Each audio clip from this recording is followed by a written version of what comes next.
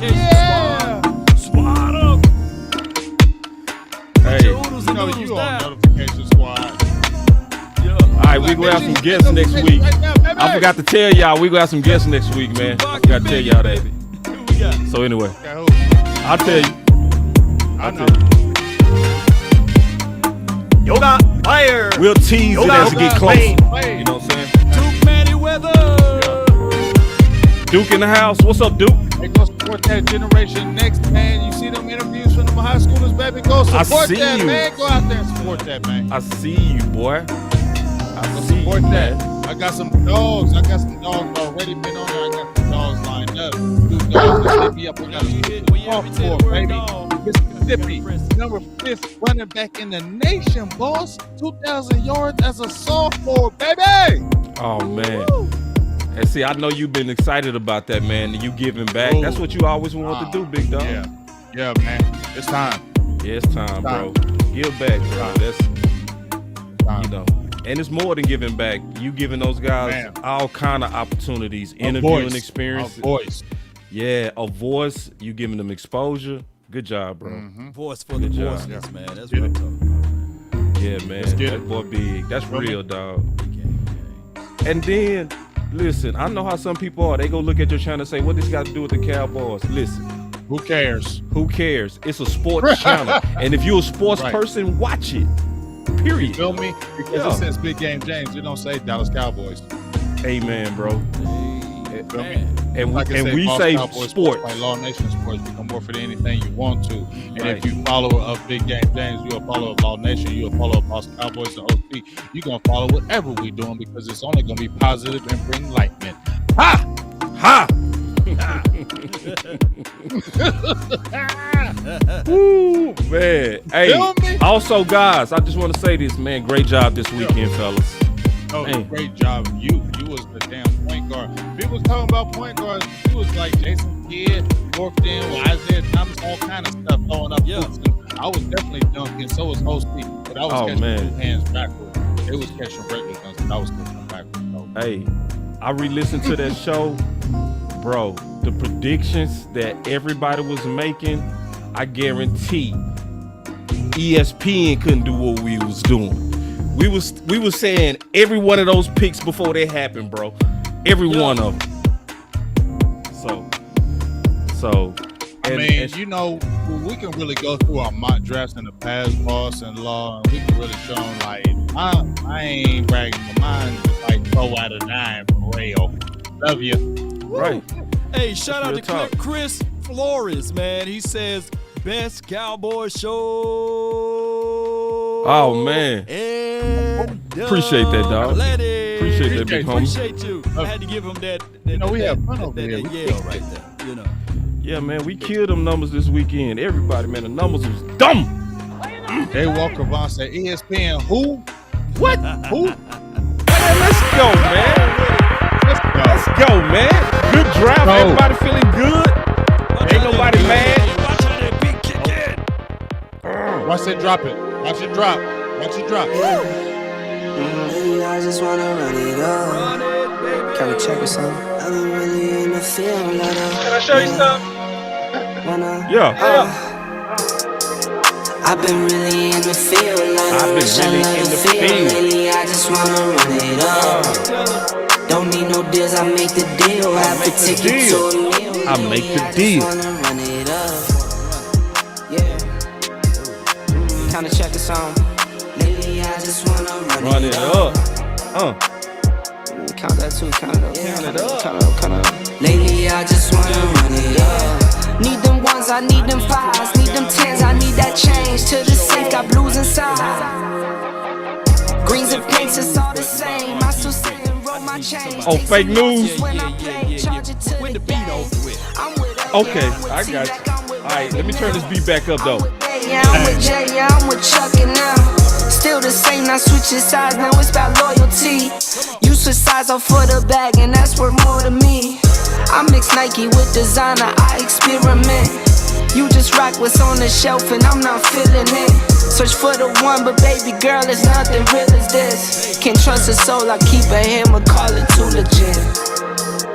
I've been really in the field now. Wish I love the field lately. I just wanna run it up, man. I just want to Boss. run it up. That's all I Boss. want to do, bro. Boss. That's all I want to do. Boss. What's up? Boss. Yo, Man, I was just sitting back stargazing, looking at that intro, dog, and just how it was all put together. That is yo got fire. say, man. Yo got flame. Yo got fire. Straight up. Yo got That's stuff flame. hard. That's Hey. stuff hard, dog. Just looking at how the music put together with how the inserts is coming in with OC, you, me, I'm like, Yeah. I wish I could do that, but I'm old. No, bro. You can do whatever you put your mind No. to, bro. You put me in the Stop game. it. No. Okay. See, people say that. See, sometimes reality. See, that's when True. reality. I know gotta what you talk, mean. boss. Yeah. You know your Like, gifts. You could do anything. No, I can't. Hey, but straight up, man, I want to talk about this first things first, bro. I want to give you credit What's up? on this white The gorilla. white. Yeah, That was- because they try to take it from you, dog. I ain't gonna let them take it from you, big dog. You know what I mean? It's like we know They where. was quick with it, boss. Man, they was When they quick, quick bro. with it, They was quick. Yeah, They was quick. yeah, man. They was real quick. It was scarily quick. It was like, bro, god dog, man, my Boss boy couldn't even Hit breathe. me up in the inbox like, damn, that was that quick. Dog. So for those who don't know what we talking about, Big Game James told the world day 3 of the draft about the white gorilla. He said Brandon Tuck and those insider guys that work with him nicknamed him the white gorilla. So it was a small circle who knew that. It wasn't a bunch of people that knew that, right? Big Game James was the person who dropped it. Day 3. I'm talking about not 8 hours later. It was already out there. I said, God, 6 hours. man, listen. If that should tell everybody, your voice matter, man. Cause they listening. Straight up. Yeah, they listening. Yo. They listening. I was like, man, I said, don't. I hope you don't take offense to it because I didn't know how he would take it. You feel me? Because I don't like to tag players ever. Yeah, because that's I don't real. want to ever do that. I just Yeah. don't want to do that. Yeah, but look I felt thirsty. like this one, you got to get tagged on the vanilla Yeah, gorilla, the dog. vanilla Like, gorilla. That just went perfect with you, dog. Vanilla gorilla. Don't take offense to it. That wear that with pride. Jump all on that. That's the nickname for you. And then them boys jump right in the paper like, yeah, you right. That is a hard nickname. That is Vanilla hard, though. gorilla. Let's roll with it. So Hey, so get so so gorilla out basically, there, Big dog. Game James. Vanilla with it. So basically, Big Game, this you right here. Stop! Hey, come back! Hey. right. Exactly, bro. Say, man, them writers got all on good. that quick. I was Hey, like, it's all good. I mean, never saw it that It fast. was all in the chat. I'm like, let's roll with it. Yeah. You know what I mean? Yeah. But hey, that was a great pickup. You know what I'm saying? To get him in the 5th. We talked when I had that interview with Brandon Tucker, folks. Me and him talked about John Ridgeway. Some people, you know, his staff was calling him a unicorn because when Brandon Tucker said when he actually saw Ridgeway, he thought he was an offensive lineman because of his size. And then when he saw he was on the defensive side, he said he was just amazed at what he could do.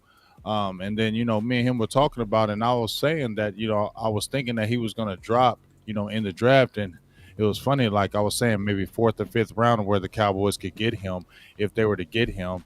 And it worked out perfect for us. And I think he's going to be a great addition with Bohanna.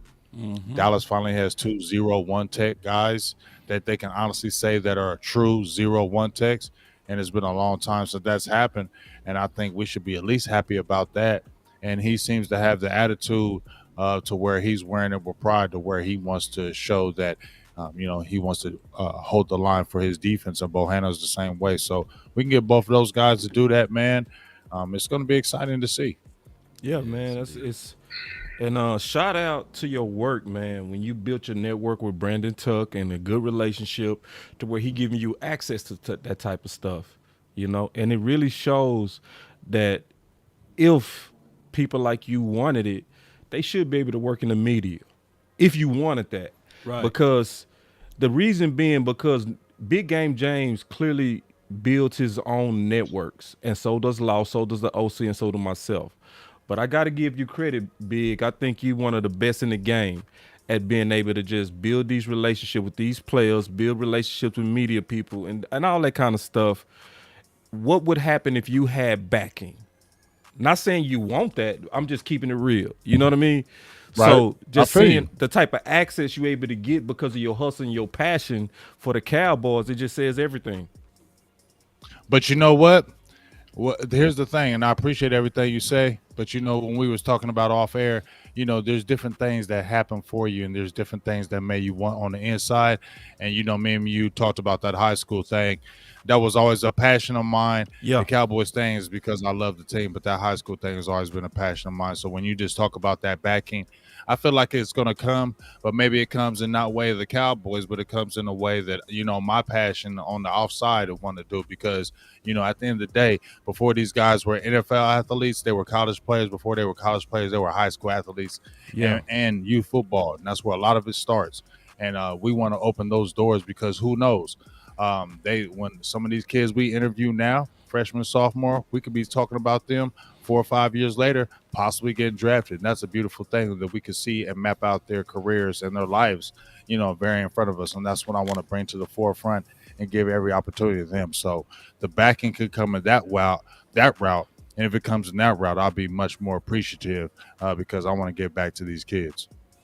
Yeah, well, man, that's a brilliant thing, man. Let everybody know, too, of your nephew, man, that's down there in LSU. I think a lot of people. Oh, check him out, man. Matter of fact, I didn't mean to cut you off, Law, but I'm about to drop his interview. I dropped 3 interviews already I had with these young men. Very excited about that. And I interviewed my nephew, my cousin. He's headed out to LSU next year. He's got a full senior season. He's also going to be in the Under Armour All-American game as well. So, I'm just excited to see what he's going to do on the field. He gave a great analysis, a great breakdown. He gave a great interview. Boss, I really want you to hear it. You particularly, because you're a cornerback guy, and I said, man, I want Boss to hear this because he really broke down the intricacies of the game, because he's actually he's switching from corner to safety. So he's going to be safety his senior season. Some of the coaches at LSU were saying, we want you to kind of jump in that free safety position. So, he was talking about the transition. So it's a really good interview, and hopefully everybody gets to listen to it when I do post it. And like I said, I look up to Boss, especially on the cornerback tip, as far as what you do on that side. So I definitely want you to hear what my family got to say and give your evaluation. I definitely would love for you to break them down, too. I got give an honest estation. You know what I'm saying? Man, I ain't gonna lie. love it. Because that's what I love. Big game. And more importantly, I tell them tips too. You know what I mean? Like that. Let's go get them better. Big game. A lot of people ask, what's his name? What's his name over here, so they can look him up. He's Ryan Yates. He plays for Denton out in actually Texas. They I think they are. I don't know if they're Class 4A, but they were state champion runner-ups this past season. His name is Ryan Yates, Yates. Don't do Yates. You will not find it. It's Yates. He's a 4-star recruit right now. Hopefully, he can get that 5-star before his senior season ends. He told me one of his goals was he only had 1 interception this past season, but he had like 15 PBUs. He said he needs to get at least 5 interceptions this year because he can't be getting no less if he's talking about going to the NFL. Facts. Yeah, and we'll talk off air about different things that's going to definitely try to help his game. Now, yes, sir. One thing, real quick.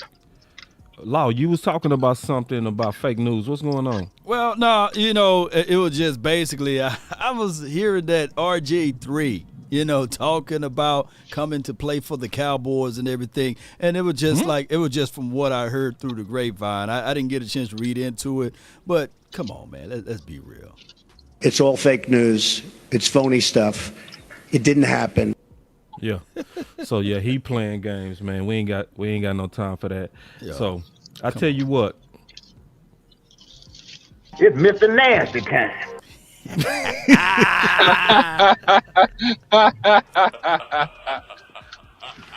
Yeah. Take it easy on your back. Take it easy on your back. All right, so I got some topics I want us to cover from the press conference. All right. It's nasty time. We go talk about it. Yeah, it's Mr. Nasty time. So let's just kind of break these down one by one. All right, because my first question, since we kind of we might spend maybe the next couple of words talking about the draft, and likely we go all move on. But I want to kind of lay up something and get y'all thoughts on it. Give me 1 second to set it up. Let me see.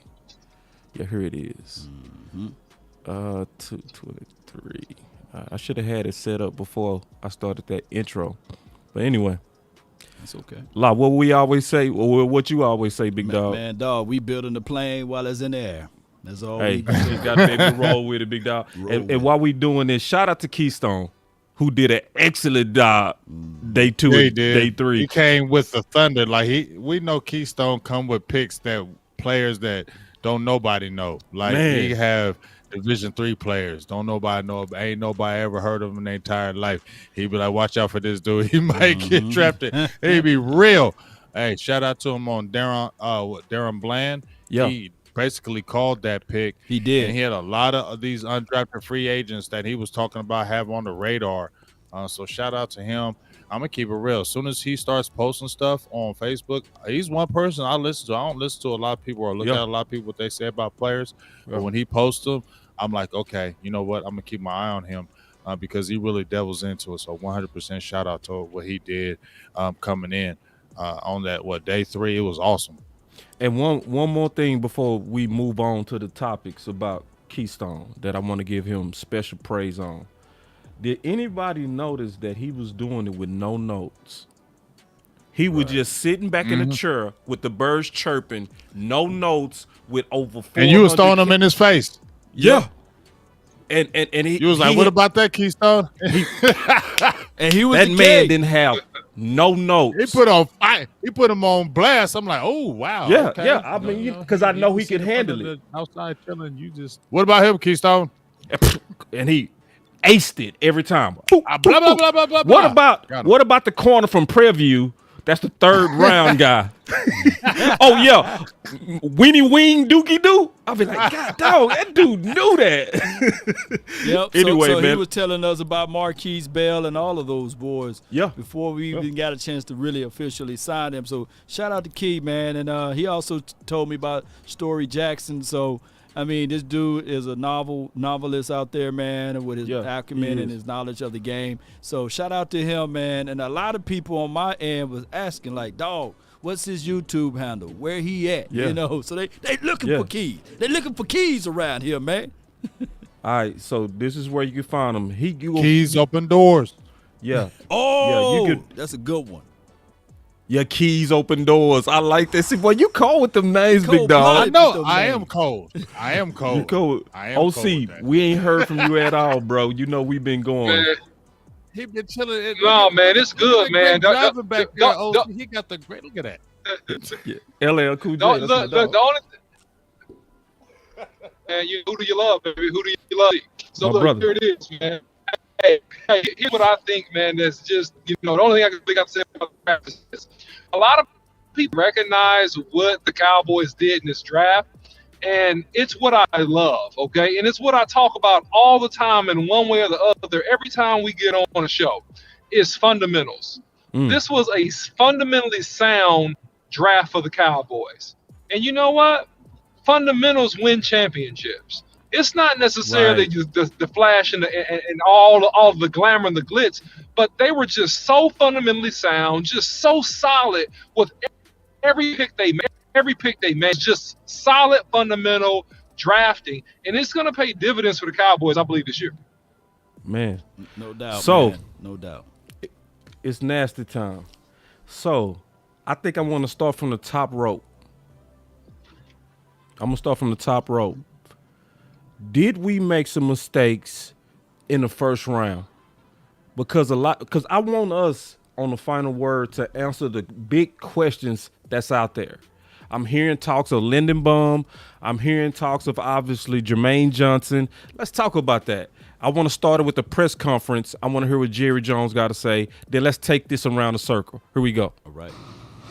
It's hard for me personally to take a center that can get knocked back. Now I understand reach and I understand going to the second level, and I understand the importance of the center to call. This is just me. But it's real hard if that center can't interchangeable and be a good guard, which does take a lot of base, then it's hard for me to go with just that with the makeup of our team right now. And so that when it's obviously a prospect that could be both center guard appeals to me more. And so someone asked the question here earlier, why'd you pass on that center? When you are sitting there with center, we've got that. We've got a big base guy here. And so and obviously we had alternatives when we got it done. I was just wondering who the best center was. That's all. I just, Yeah. Well, I think, Jerry makes a huge point, especially in today's NFL. It's pertinent to how defenses are playing, especially more in first and second time, more than ever. Your center's covered up. And if you've ever had a small center, or undersized center, which I have, and you deal with it, and then you line up on Sunday, and first thing you look for is, how many times they're going to leave your center uncovered. So, your center's not uncovered very often right now. We call it 5-man spacing, where they cover both your center and guards and get to it, many different ways. No different how we get to it with Micah. So that's important right now. That's definitely a trend you have to pay attention to. So, who want to start? Did we make a mistake? I think we need to clear the air. Let me go ahead and start, Boss Cowboy. We absolutely did not make a mistake, and Jerry Jones is absolutely positively right. And we talked about this before, or at least we alluded to it previous, that hey, you don't want to interchange a guy that doesn't have the weight or the experience when you got the same thing that you would have already drafted with Lindenbaum. You already have it, but with more experience and probably a little bit strong at this point with Badias. And so you don't have position flex. He's a pure center. Although, yeah, he's great and looks real sexy, pulling and zone plays and all that. But this is a power football game, man, that he's going to have to play on the inside with some grown guys with more developed muscles. And so if he doesn't have the weight and the technique and that experience of being in the trenches with real men, it's going to bode against him. Initially, his first couple of years, it's going to be a big adjustment for him because the way you align that defensive line, you cannot double team with a guard and a center on every play. You can't do that. They can align a 5-man front and take that away, and now you singled up. And so I think they're absolutely correct in what they're saying.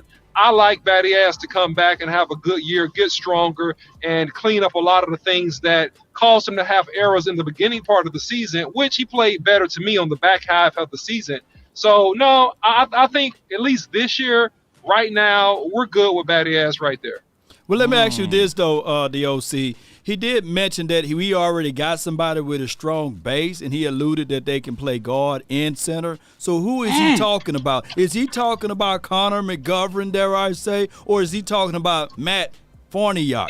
Which one of these guys is he talking about? No. Oh!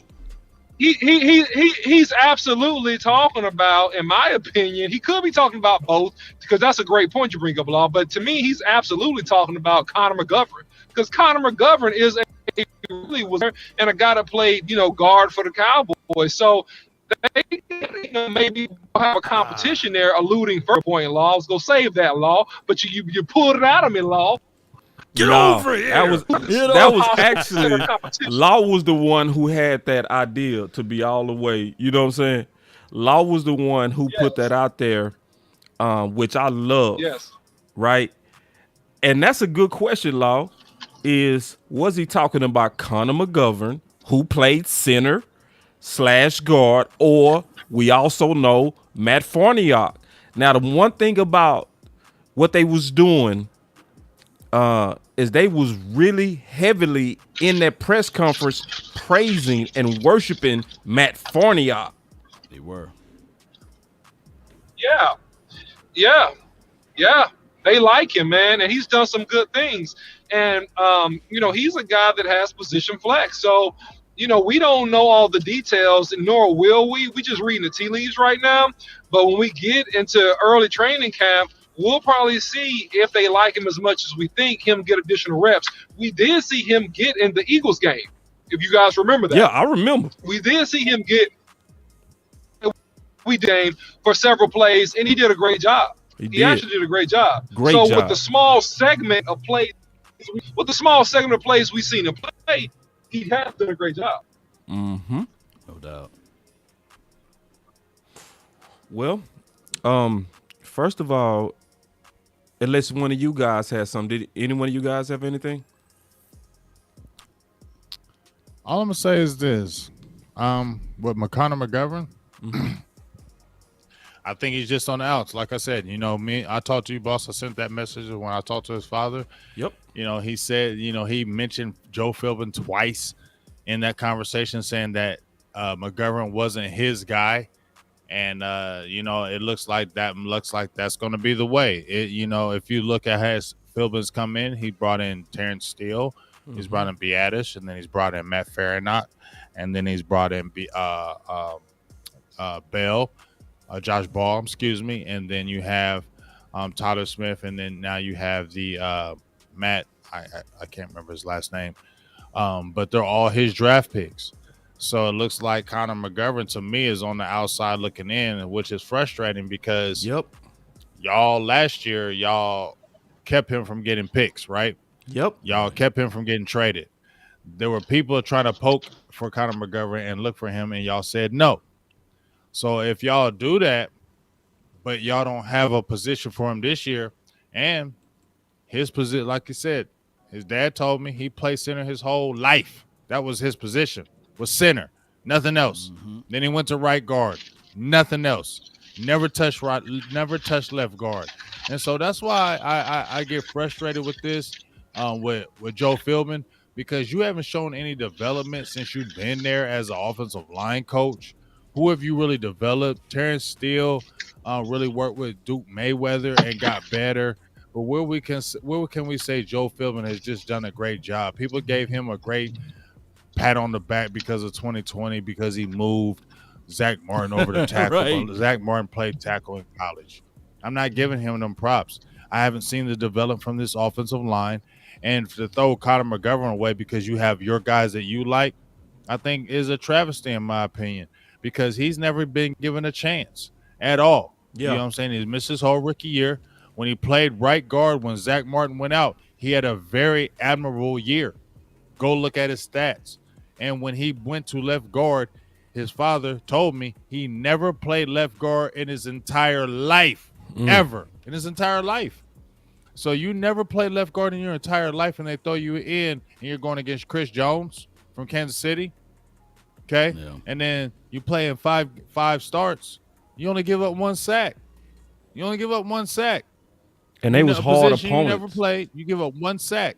You gave up 16 pressures. We understand it, right? But you never give an opportunity to say Conor McGovern is our starter going into the season.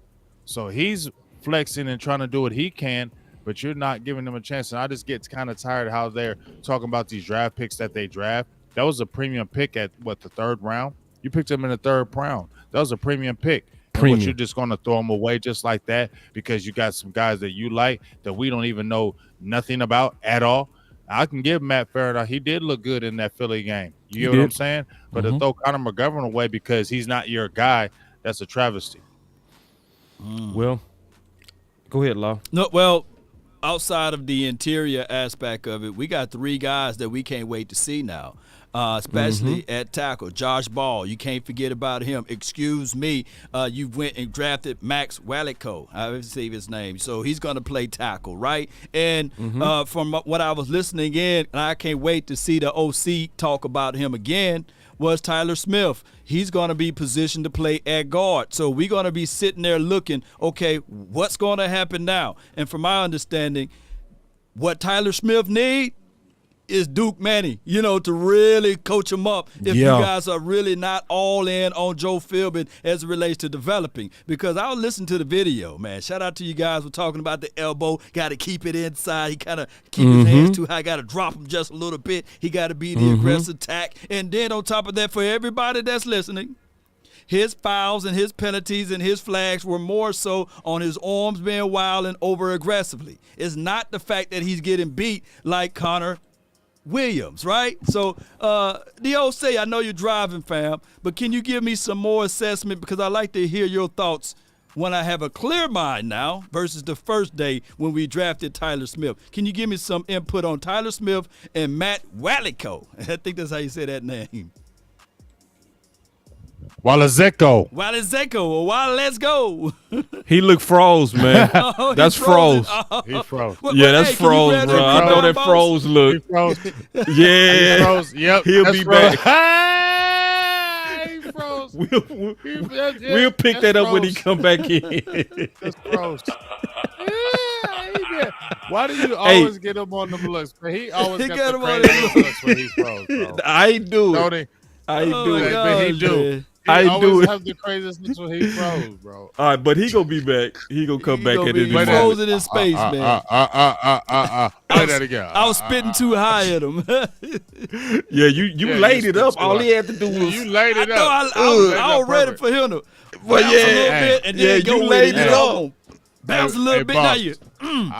I'll put my picture over his face so I don't see it. Yeah.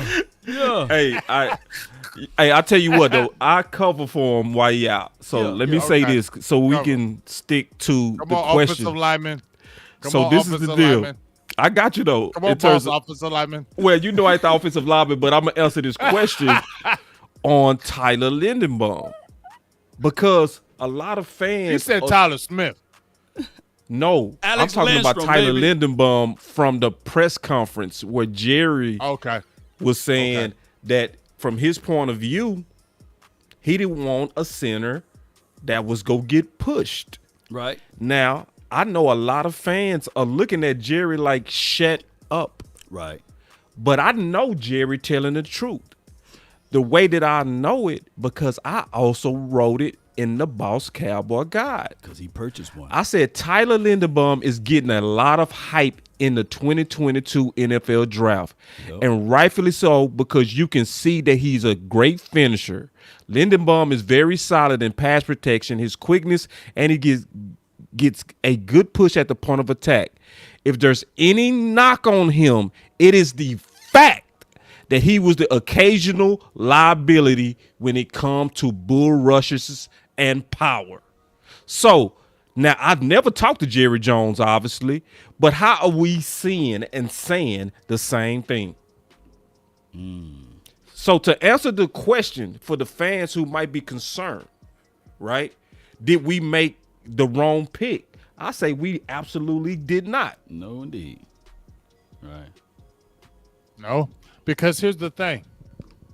With Tyler Smith, I know he got flaws. He has flaws. Right. But the good thing about him is his flaws can be corrected. Yes. You get what I'm saying? Yes. That's the good thing about him. It's not like he has flaws where they're incorrectable and you're like, this is going to just be a whole waste. He has flaws in his game where if you got good coaching or good training before he heads into camp, you can get him together. And the good thing about it is as well is he has the want to. Right. From what I've seen. Mm-hmm. He's a Texas boy, boss. We already talked about that, dog. Yeah, DFW. You're a Texas boy. That means something, and you can hear it in his voice. It meant something. Like he wants to prove to everybody this was the right choice, and I don't think he wants to let anybody down. So I think he's going to go the extra effort. And it came from. It's not like he came from like, Alabama or LSU. You know, he came from Tulsa. So I feel like he maybe got a little chip on his shoulder too. So. I'm gonna go ahead and live off of that right now, and I'm gonna look at that positive. And you know, when I listened to his interview, I heard excitement. And you know, boss, when you hear that excitement in them interviews about how much it means to them, it takes it an extra mile, boss. You know, it's just like if you was playing corner, and you from the D, South Side, and they drafted you, Cowboys. I would go crazy. Bruh, man, you putting your life on the line, damn near. I'm gonna break my whole arm. You put your damn life on the line for my city, for that team. Yep. You feel me? For your yeah. city, because your God, city gonna be every there. on TV watching you every day. Boss on that TV. What? Mhm. Oh yeah, you feel gotta me? represent. And you going all you like, I ain't repping just for me, I'm repping for the whole city. There Right. you go. Right. So Feel me? what? Yes. And see, we can say that because we're from here. No insult to anybody else. It's just about knowing where you from and knowing the culture. That's all Right. we saying. Is we know the culture of DFW athletes. You can see Big Game James interviewing them early. You know what I mean? So I was one of them, obviously a product of DFW. We know the culture of this city. Now, some people in certain cities trying to get out. We trying to stay. Right. Right. Right. So, Right. you know, so yeah, man. So no, that's a big deal. And listen, the more and more I've been sleeping on this pick, the more and more I love it. Not like it, like Law says, love it. Right. And I'm starting to actually change some of my original thoughts, especially when you look at, like when I was saying Jermaine Johnson was the BPA, I actually need to slow down on that thought, for real. Because the OC raised an excellent point. I want to run this by y'all, and then we can go to our next topic. Okay. This dude 21. Just turned 21 2 weeks ago. Talk about it, Law. This brother just turned 21 2 weeks ago, meaning that he couldn't go to the store to buy a Corona, right? He had to go, hey, Boss Cowboy, can you go get me this Corona? Hey, Big Game James, hey, man, can you go get me this? You know, he couldn't go in the store, so he's young. And the Cowboys got a 6'5". I've seen some listing had that brother at 332 pounds. And like you said, look, around these parks, I'm learning. You know, Mississippi boys, we love sports, but Texas, man, y'all don't love sports at all. Y'all don't love football. No. Y'all are in love with football. Y'all do everything, and y'all live and breathe football, the stadium, the field. Man, looking like a professional football team around here in Texas. Man, everybody been eating their Wheaties and Eaties. Y'all been eating good, man. No, yeah, man. It's a love affair. In love. In Texas. It is. Texas is a different. Everybody that comes here from the outside, they say, whoa. Y'all do it like that for high schools? Like, yeah. High school. Our high school stadiums be like pro stadiums. Right. There he is. You know what I'm saying? There he is. Hey, yeah, man, Law laid it up to you too, bro. He laid it up to you. It's all good. It happens. But hey, all right, if we want, did you want to lay it back up to him? Can you just talk to me a little bit about Matt Relico and Alex Landstrom? I know you looked at both of those boys' film or got some knowledge of those guys' film. Do you? Those guys I didn't study a lot, actually, to be honest with you. I didn't study those guys a lot. So, but I will circle back with you on that, bro. Yeah, hey, that's more respect than anything right there, fam. Yeah, telling truth. I love that response. Can I say something? Absolutely. Yeah, go. Can I say something on that? Absolutely. The Matt Let's Go kid, I will say I saw him at the Senior Bowl.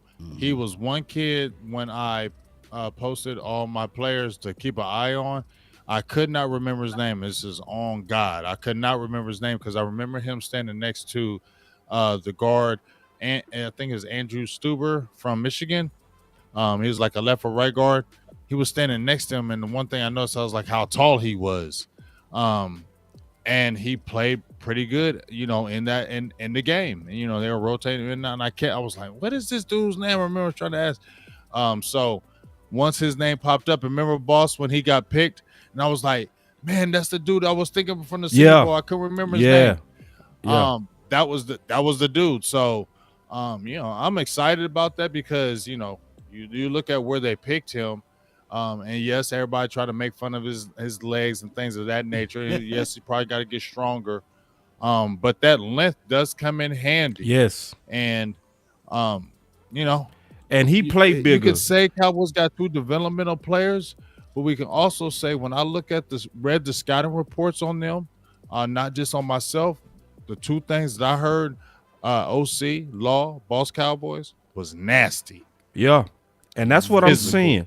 I got you. I got you right here when you say that word. That's what we you want. already right know. So I'm Mr. Nasty about that part of it. Oh yeah. Oh, Yeah.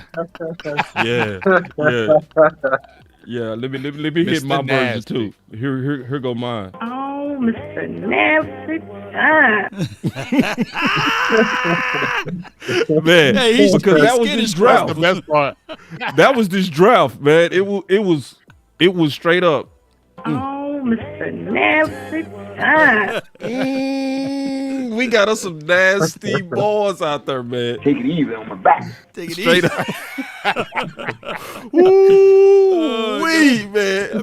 That boy Hey. like a tall praying mantis though, but he's strong, like you said. He nasty. Yeah, He'll he's lay down strong. all over you, man. Yeah, Refuse yeah. to get up. until you He hear that was the whistle. one dude, and the more and more I'm starting to see him, the more and more I'm starting to. Hey, shout out to Renell. He the one sent me them clips, man. Appreciate you, big dog. He said we wouldn't have had that clip without the big homie.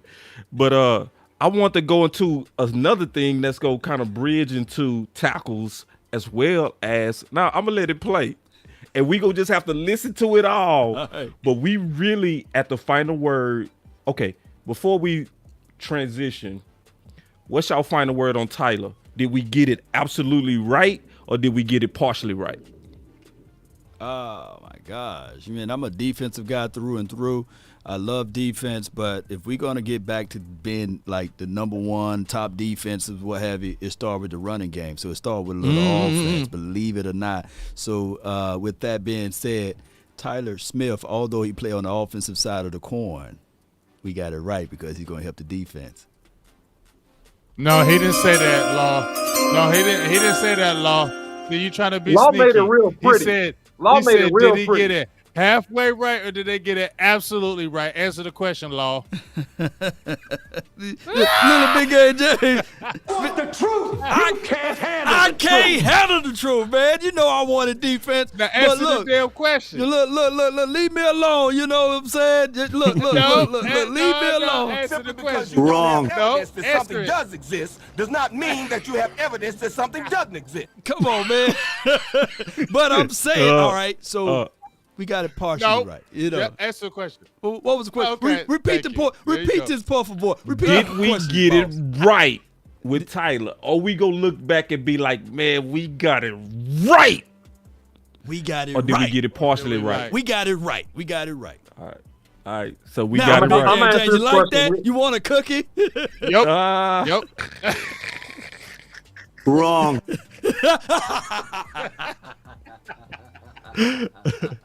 All right. So what's up, OC? Man, look, we got it absolutely right, man. He was the best tackle available. He was the best lineman available at that point in the draft. You got to remember, first of all, that you had Charles Cross, you had Iki Okuwandu. I mispronounced his name, excuse me. You had my guy from Alabama, right? You had Neal. those guys already off the board, right? Yep. You had Neal off the board, Cross. Evan Neal. You also had Zion Johnson off the board at that time. Yep. You also Green. had Kenyon Green from A&M. Was He gone. was off the board at that time. He was gone. What about And then Penny? you had Was he my guy gone? Trevor. Go ahead. Who? Penning, was he Trevor gone? was off the board. Okay, Yes. good. Yes. Trevor was off the board. So the Cowboys absolutely got this pick right. And I'm glad because he's going to bring nasty. And you know what? I think you can train and fix technique. You can fix the kick slide. It's going to take, I would say 3 to 6 months to really break the core bad habit. But you can fix the kick slide. You can fix the hand placement. But you know what you can't fix? You can't fix non-physical. You can't fix non-nasty. And you know what Tyler Smith got? He got physical, and he definitely got a lot of nasty. Yeah. I say we got it right. To be just turning 21, because a lot of people talk about them penalties. Right. Okay. Like I'll say, you get a cookie for your knowledge. Thank you. But let's also help your knowledge.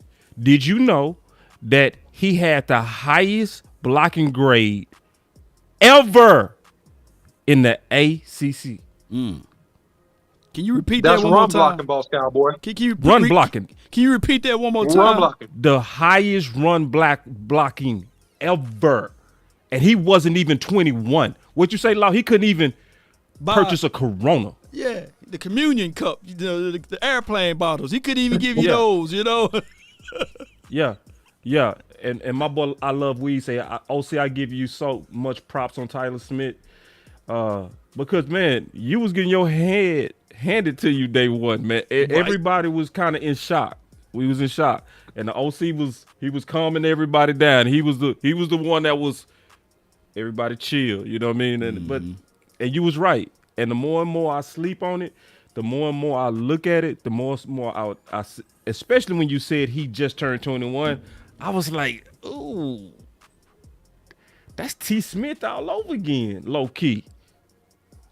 Yeah. I got an answer in here, man. I got an answer here. Miss Scott and Pro, she's wonderful, unique to the channel over here. She says, do you think it's unfair to grade his college tape at tackle when he played guard in the NFL level? You think it's unfair to grade that college tape at tackle when he's going to play at guard on the NFL? Can you guys make some analogies and all of that good stuff of what he's going to do on this level, juxtapose what he did on the college level? Well, that's a really great question. And I would say it's not unfair because you always want to see a player's range, his width, and his potential. And so even if he does play primarily guard at the NFL level, you want to see if he has the feet, the intelligence, the movement, the ability to bump outside if you need him to. And I think he does. He's going to need some work. He has to clean up his technique. But the biggest thing you discover from his playing tackle is you see a guy that is committed to the double team. He's committed to finishing blocks. He's always trying to finish a defender. Anytime he gets you in a bad position, Tyler Smith is trying to finish you off. And so that's one of the things I know that had to attract the Cowboys to him. They had to absolutely love it. And he's a guy that when he hits you and you hit him, he's not going backwards. No, especially in the run game. No. He is finishing you. He's rolling you. He's making your life extremely uncomfortable, thus creating lanes. Let's play it forward to the NFL. Thus creating lanes for Ezekiel Elliott and Tony Pollard. And if I want to, yeah, and to just kind of give my point of view on it, I think he's going to take the La'el Collins career transition, and I think that's the best way to do it, where you build his confidence at guard on the left side. Help me out on this, OC, if you think I'm tripping, jump in. But I think that's a good transition to start him out at guard, get his pro career going based on a strength, right? Because his strength is run blocking. Don't put him on an island now if that island had him holding, right? And then I also looked at the offensive Tulsa. They throw the ball a lot. They throw the ball a lot, way too much. It was no balance on Tulsa. So you're going to have a lot of penalties and holding penalties when your team is way too pass happy. You know what I'm saying? And you standing out with your arms outside like the OC talked about, it's going to stand out to those referees. But I think he's going to take that La'el approach, and I hope the Cowboys transition him like La'el was transitioned, because I believe what the OC said, especially when he did that analysis on him, where he said the long play is likely him at tackle. I agree. I don't think he go stop at guard. I think they go start him at guard like La'el and move him to tackle.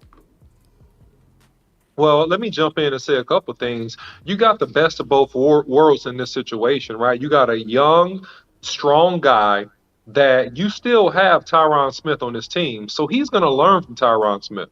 He's going to watch him play. He's going to watch him practice. He's going to watch the technique. He's going to watch the hand placement. He's going to watch the multiple ways that Tyron Smith, as an elite Hall of Fame tackle, that he carries his hands. He's going to see him carry his hands high. He's going to see him carry his hands low. He's going to see him carry his hands outside. He's going to see him carry his hands inside. And he's going to see Tyron Smith be effective attacking defenders on the edge from a variety of stances. So all that goes into the maturation and development of this young guy. Now, what I will say, and I want to say this again because I think this is really, really important. He was a victim. Check this out. He's a first-round draft pick, but I'm calling him a victim. Check this out. He was a victim. He was a victim of bad line coaching. He was a victim of some bad, because there is no way in Hades that you can see a guy that big, that strong, consistently with his hands outside, and an offensive line coach don't create a couple drills. And I can show you some drills live. I won't do it, but I could. That would just teach him, hey, man, when you kick out of your set, keep your hands below your sternum and work inside with your hands. Stop working outside. That's a habit. And the coach didn't see it or break it. Furthermore, they did him a disservice because he would kick at a 45-degree angle and he would kick and open up his hips immediately. That's a coaching error. All you got to do is tell the young man, look, get 2 kicks going back with your body straight, just like you see me backing up. Get 2 kicks like this. Then you can turn and meet the defender and play ball. That by itself will stop the short edge. So what I think with this kid, I think that we may, and I'm not saying 100% now, okay? So don't go on record, go crazy and say I'm saying, something crazy. I'm saying he may turn into a special type of player, man. And that's my sense if he gets that year of maturation. So, Boss Cowboy, I don't disagree with you on what you said. I just think he was a product of some underwhelming coaching and correction, man. And he would have been drafted even higher had those things been addressed as they should have been, early in his career. Good stuff. The OC. There's no emotions, no friends, no loyalty. Straight business. Straight business. Put hashtag straight business in the chat. All right, next topic. Let's go. Steven, you often tell us you take snapshots of the cap 2-3 years. What's up? Real quick, one last thing on him that I want to point out. I want everybody to see, because we still got some haters out there and some people that are concerned about the Tyler Smith.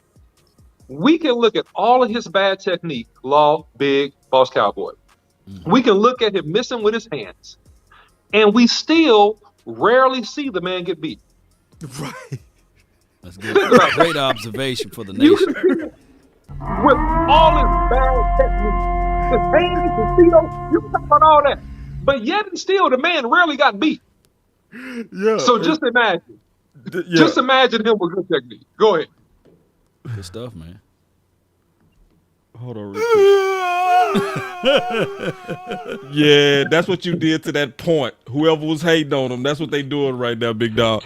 Now we finna get into some sauce. It's nasty time, Law. It is nasty time, bro. I got you, man. I got you right here, man. It's Mr. Nasty Time.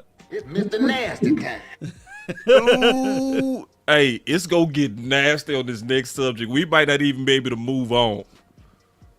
But here we go. Because to me, when I slowed down and listened to this, I was like, ooh, they let out some clues. But I'm going to just listen. Let's go. Here we go.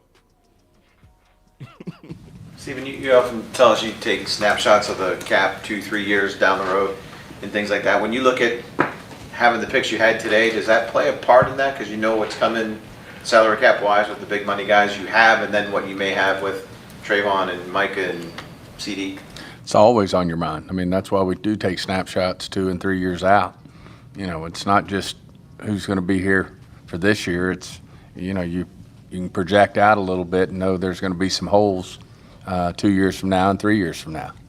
So, that's why, and it's just like Nick said, he's wondering, you say we drafted for need, but yet he said we didn't address a need. So I think that's part of it. I mean, it all depends on, I think all teams, would like to have more I think every spot on your roster can be a need when you're getting into those type of things, competitiveness, compete for a roster spot. I would add Farniok, as a guy that we really like a lot, that's going to push somebody. And, we're going to be playing him at center, correct, Mike? And, he's going to push. And he was a guy we drafted last year, and he's done nothing but come in there and do everything the right way. But I think all these guys you look at, when you look at taking tackles like that, and we got Ball, what's this roster going to look like 2 and 3 years from now in terms of, who will be on it? And, we weren't against. We looked at a couple of running backs because, Pollard's going to be free next year. Rico's going to be restricted. Zeke's making a lot of money. All those things come into play. This thing's fluid, especially as you start to look at 2 years from now, 3 years from now. Well. The truth will set you free. But some people will say, Want the truth? You can't handle the truth. They can't handle law. They Can I can't start it? handle the truth, law. Can I start it? Let me start it off. Let me start it off. Go ahead. Now, we said last week, you don't want to be, you got to be real careful when your lady or your man starts saying stuff without you ever prompting them to say something. So my boy Wesky used to always say this. We used to trip out on this. Be concerned when you having an argument, right, over the soap, and your girl says, "I've never cheated on you." You be like, wait. Where'd that come from? Right? They start naming names when they start talking about people 2 and 3 years down the line. They talked about Ball, Fournier, and the running backs. And they named Pollard and Zeke, and he talked about Zeke's money. So we got trolled on the final word for even having this conversation last week. We got trolled for talking about Breece Hall, for saying they could be looking at that, and that would be a creative way to try to replace those guys. Oh, they was ha ha ha ha. What'd you say, Law? They was in the chat killing us. Right. You They're can't kill us with all type of butter knives, you know. You can't kill us when you heard it from Stephen Jones now. Right. You can't kill us. Maybe they You can call us. Yeah, maybe they was listening. But say, I keep seeing it. And then he praised Ball. Plus, they got 2 new tackles. That's saying a couple of things to me. First of all, Philman got more clout than what we think, because if he didn't have that clout, they wouldn't have invested into him. 2, all the tackle investment is putting a bullseye on Tyron Smith. I don't care what nobody say. It's a major bullseye on him. They are looking 2 years, maybe a year down the line, he's going to be gone. That's what they're planning. It's clear as day, especially when you listen to them just bring up tackle and 2-3 years down the line 3 times.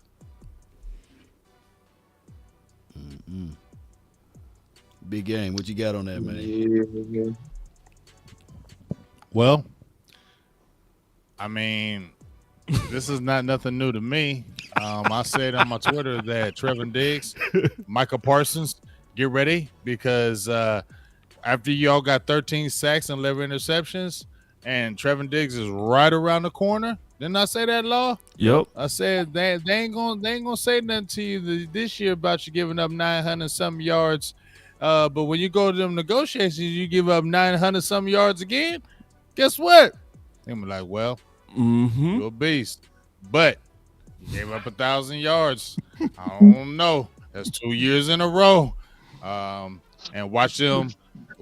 see this year when the draft comes up next year, watch what they do. They're going to draft a cornerback high. Okay? Cowboys are going to draft a cornerback high because they're going to prep for the if Diggs gets too high, we're going to prep for you. That's what he says when Stephen Jones. People can say what they want. When Demarcus Lawrence, when his contract was going to come up, why'd they draft Taco Charlton? I know we all mad about that pick, but you know why they drafted him? Because Demarcus Lawrence had been a bust so far. And they drafted him on the left end because that was his dominant position. Right. And they were saying, Demarcus Lawrence is your last year. We're drafting Taco Charlton. So if you falter and Demarcus Lawrence end up getting 14.5 sacks, they said if you falter, guess who's getting your spot? We're not going to re-sign you, and we're going to take this cheaper addition, and he's going to start on the left side. So that goes in hand what they're talking about, and they do it every year. And that's what CeeDee Lamb, and every player, they should say. How many times we talked about, boss? We've had interviews where we say, as soon as those we've had players on here say, as soon as we've been drafted, they're drafting you for your replacement right after that.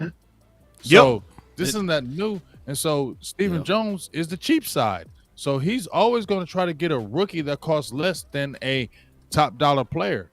So they're already looking at CeeDee Lamb. You got a lot of targets this last year. Okay, well We'll see how you do this year, and then we're going to draft probably another top receiver next year. So if you price yourself out, we're going to replace you. But is that the wrong type of thinking, fellas? Is it? I want to ask y'all. Is that the wrong type of thinking? Yes. It's the wrong type of thinking. Because you preach that we reward our own. Then when it's time to reward your own, then you use the public against your own. You are your own distraction to your own success. It's a bad model to me. Somebody might disagree, but it's a bad model to me to try to preach loyalty, but then reward their loyalty with treachery. Because it was treachery how they did Dak. Dak was the only person with that type of resume that had to play 4 years and get tagged.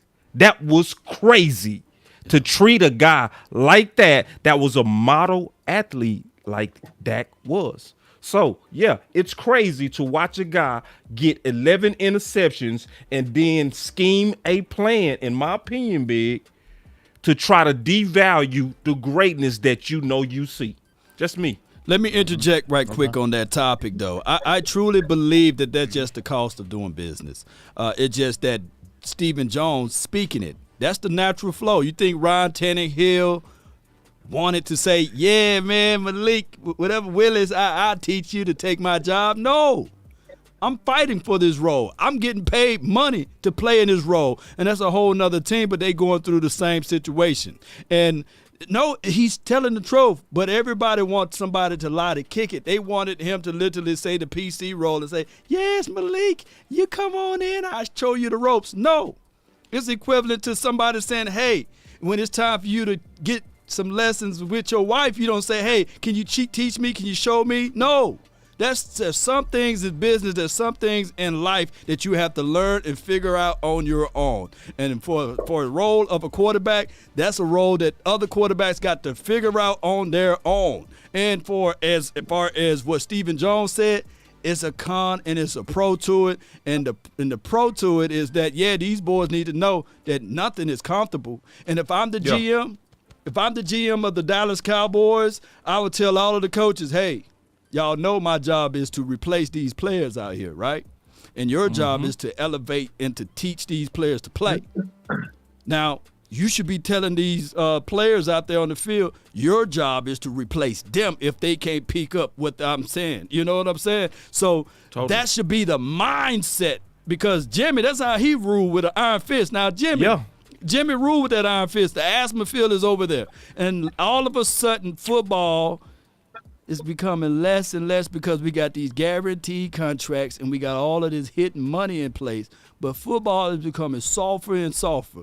My job is to tell these running backs, even if you're on the bottom end of the roster, you can be the next TD. He was undrafted, got 2 Super Bowl rings, for the Denver Broncos. If you're the quarterback, if you way at the bottom, you can be looking at it like you could be the next Tony Romo, who was undrafted, who had the most yards ever thrown in the Cowboys uniform. You got to have that mindset that these people, although y'all fighting together, y'all grinding together, but you are at war with each other. It's competition. This is iron sharpen iron. Yeah, John Ridgway, he should be looking at Big Bo like, yeah, dog, I'm putting up 25 to 28 reps every day. I'm coming. That's my spot right there, and I want that. Finish him. So we got to fight this one out a little bit, Law. Go ahead, fight it. Well, just a little bit. And I'm going to be quick, OC. I'm going to be quick. Because you right, Law. You right. You do want competition, big dog. I agree with that. But what Big Game James asked was, is this the right way they going about it? That was his question in terms of guys who had a top market performance. Right. And when it's time to pay them, to now devalue them. That's what I'm talking about. What you talking about, I totally applaud what you're saying. I agree. You know what I'm saying? I'm talking about every word that Big Game James said, and I don't agree with how when you do your job, Dak should have got paid after 2018, and it was clear, especially after the Giants game. Because after the Giants game in 2018, he threw up 375 yards, 4 touchdowns, and they sat Zach Martin, Fredericks, T. Smith, and Zeke, and he won that game on a game winner and gave them momentum in the playoffs. They should have paid him, but they didn't. They kept the games, to Big Game James' point, and I think it's bad. I don't think you can go too far when you manage a team like that. That's just me. Right, I feel you on that aspect of it, but Dak Prescott and his agency should know that, hey, these are business people. They ain't multi-billionaires just by chance. And if it's an easier way, it's a proper way to handle that, yes. But the Cowboys, you got to look at who the Cowboys are. We can see the tea leaves happening. So that's why Rocky Arsenal said, you know what, before it's due, I'm going to have my client to sit out. And right. Remember, it was Rocky Arsenal that said, hey, y'all being disrespectful to Ezekiel Elliott by saying Ezekiel Elliott. Oh, okay. The price of the bag just went up even more. Yeah, guys. I mean, you guys know the old adage. Have you ever heard of, and I hope this hasn't happened to none of you guys, so if it has, please don't say it on the show, okay?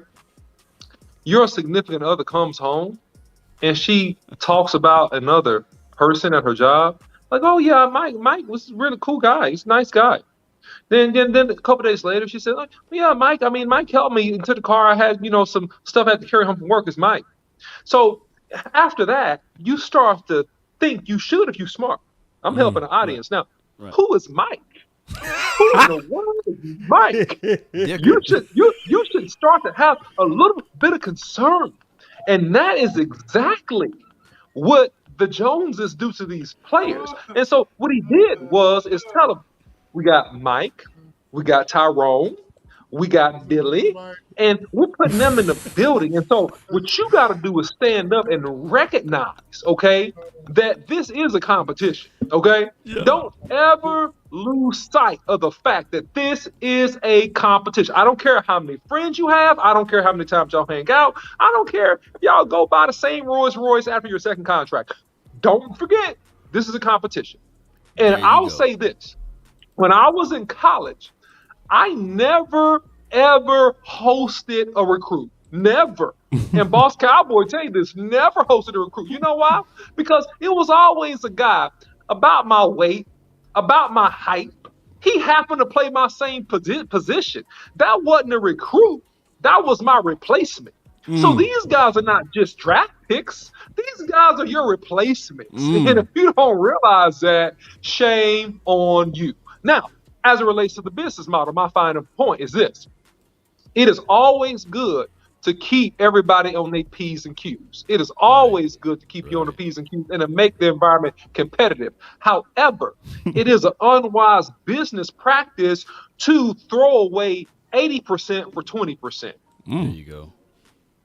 It's an unwise business practice to throw away 80% for 20%. And what you can do in the name of saving a couple $1 million is throw away the sure thing for the thing that's not all the way proven just because it can save your cap. And so that's the tension that I hope Stephen Jones and the front office, I hope they can manage this tension, right? Because if they don't manage the tension, then you get rid of the players that you should have kept. Big facts. Big facts right there, man. Right on. Yeah. So I do have, but I'm seeing the chat. It's a lot of people, they more so on, they hate that side of the business because that's the thing that I think happens with the draft. And I'm being all the way honest. Draft with Will McClay is the cologne when you didn't take a bath. Break it down, fam. You stink. But the cologne right under your nose gives you the feeling that you don't stink. Right. So we all got that good smell of these good candidates. And it can take away the truth that there are still areas to where we stink. I was talking to one of my friends and I was saying it was almost like, I ain't gonna say it. It's too much. It's almost like when a lady take care of you in the best way possible, and it's amazing. Can we just keep it like that? Right. All right. So, and it's been amazing. That's not the time to wife her up, or that's not the time to think she's the one, because you had a fantastic experience. Right. That's not the time. You got to look at the big picture of that lady. You got to look at the big picture. And yeah, when it happens, like, yeah, we feel good right now because of the draft, but they still the same, right? Have they really changed? When it's time for somebody to get paid like Big Game James was talking about, or you go result back to those toxic behaviors because you're in a toxic relationship. It's business. You see what I'm saying? Yes. It's business. It's how it is. But see, no, I think it's not business. Yes, they are. Yeah, you see what I'm saying? I don't think it's because if it was business law, we would see the other teams do it. Like, we the only team. Well, here's the thing. The Kansas City Chiefs, what they did to move on from Tyreek Hill is nothing different than what we do with all players. It's just the fact that they don't talk. They don't have a general manager and the owner and the daddy and the son business, the family-run business, to have 2 to 3 radio visits a week, right? Hey, look, Tyreek Hill said he wanted to get Devontae Adams type of money. They probably looked at Tyreek Hill and said, "Dog, you ain't Devontae Adams. You not worth it. You know, we can't pay you that. Come on, man. We still got to pay. I we agree paying with the that quarterback part. $500 million. We can't do that. I totally. So what they did I totally was agree. in silence, they handled their business. So we saying the same thing. It's the lack of silence. Right, that's what we saying. That's the part that's not business. Go ahead. Can I just address the big elephant in the room? And I'm just going to say it in a phrase and I'll shut up. Here's the deal. Everybody just got to realize that on some levels, how we conduct business, quote unquote, are the mode of operation of our management at this point is just petty. And if you know it's petty, then expect petty behavior. Therefore, stop being surprised when you see a bunch of petty behavior. Because it's just petty. Yeah. It's just petty. Yeah. So this is how I'm going to put it. And I think everybody should feel me on this. When you put it like I'm getting ready to put it. I was going to do a video on this. I still might. But I'm going to go ahead and break some of that video now. As good as we feel about the draft, just stop and imagine how much better we would have felt if they got the proper compensation for Cooper and Lyle. Yeah. From the business of talking. That's all I'm saying. Right. Is what if we would have had an extra second with as good as Will McClay is with that draft board? Right. What if we would have had an extra fourth because of Lyle, or a third? Right. So me and you on draft day 2 and day 3, Law, was saying, man, look at Baltimore. They got all these picks. Big facts. But they win. How they doing it? Oh, because they got the appropriate trade amount for Hollywood Brown. Right. Versus we didn't. We got a fit. You know what I'm saying? And we go use it. Will McClay worked magic with it. But you telling me Will McClay couldn't have worked some super magic with a second or a third or a second and a fourth for Amari? That's all I'm saying. That's it. Yeah, I feel exactly what you said, but like I said, man, there's no closed mouths over here in Dallas, and that's the model that they do. Now you did mention, hey, there's a lot of cologne that the Ravens just put on, and we'll see whether or not they took their bath before they got these picks, or it's just cologne. And we won't find out until the season manifests into itself. So that's what we're waiting for now. I get tons. Now I got this. Law Nation is the Eagles show now, because I got a third of the Eagle fans all in my inbox saying, hey, we coming for y'all. We want Dallas. We got A.J. Brown. We got Jordan, Big Boy Davis, who y'all want. And we took y'all linebacker that y'all crying about, N'Kobe Dade. They all in my feed talking about they going to whoop us. But I'm sitting here waiting. I'm saying, okay, you spray the cologne all over you because y'all said the same thing last year, right? And all I'm saying is keep that same energy. Go buy those hats we want Dallas. Make sure you buy the extra T-shirts and everything because my Cowboys are coming, and I ain't folding up for nobody. Let's go Cowboys. I don't care who we done drafted. They could have drafted me. I'm saying that the Cowboys are going to whoop up on the Eagles and the Giants and the Washington Commodes. I'm not worried. Exactly. No, I feel you. And I'm going to push back a little bit on you about this, Boss Cowboy, because you said they got on cologne to cover the bad smell, okay? And what I really see with this roster, based upon what they did in this draft, is that the Cowboys actually got a bushel of groceries. They have quality ingredients. The question is, Boss Cowboy, how do they cook it? Right. Because you can have a fresh steak, fresh tomatoes, fresh rice, corn, yams, all that. And you know what? You can burn it. You can put together a bad combination of a meal and mess up the ingredients that you have. It was nothing wrong with the ingredients. It was the chef. It was how you cooked it. So that's the question that we have to wait to see. How do the Cowboys cook in the kitchen? That's the question. And we already know, to be honest, big dog. Can we tell the truth? We already know. They can't cook, bro. Can we just say it? Can we just say it and quit playing, bro? These boys cannot cook. Are you saying like who the chef though? What we talking about cooking? You talking about front the office? Oh, I thought you. Because Will McClay know how to shop. Okay. He know how to shop. That's clear. Right. We're top 4, top 3 easily in drafting. We top 2 in the last 10 years of getting talent. Right. The cooks is messing it up. Let's just like it's no question on. Bruh. Can they cook? No, they can't cook. And what are the changes that they need to make to become good cooks? Number one, when it's time to trade players, stop talking. Well, I do agree with you on that. But, man, look, just be honest with you, man. That's water under the bridge now, fam. You know, we went back to like this particular. I'm looking at like this team, and I know the philosophy. You don't drink the Kool-Aid. You know a big game, James, right now. No. But I'm still trying to push this Kool-Aid up on y'all. They went and got accountability, and they went back and look at this thing and said, okay, we need to get back to attitude, physicality, and if you look back and you listen to what those boys said all this week, they got some people with some aggressions. So I think that they're going to go back to 12 personnel. They're going to get back to running the rock. And I think that this is what I'm feeling, that they're going to cook it better. You know? They're going to cook it better this week. Good point. They're going to cook it better. Dan Quinn can Good cook. point. Shout out to you, Swab TV. Because you right on that, Law. That part is some good cooking. They stuck to that. I'm not listening to none of that. I'm not listening to that. Okay. What you mean? I'm They cook good. That, okay? Y'all they talk did cook Kool-Aid. at that part. They cooked good, bro. I don't care. Yes, it was a good draft, but I don't give a hell. You get what I'm saying? I'm not falling for the foolishness, the foolishness, and none of it. I need to see them get on the field and actually do it.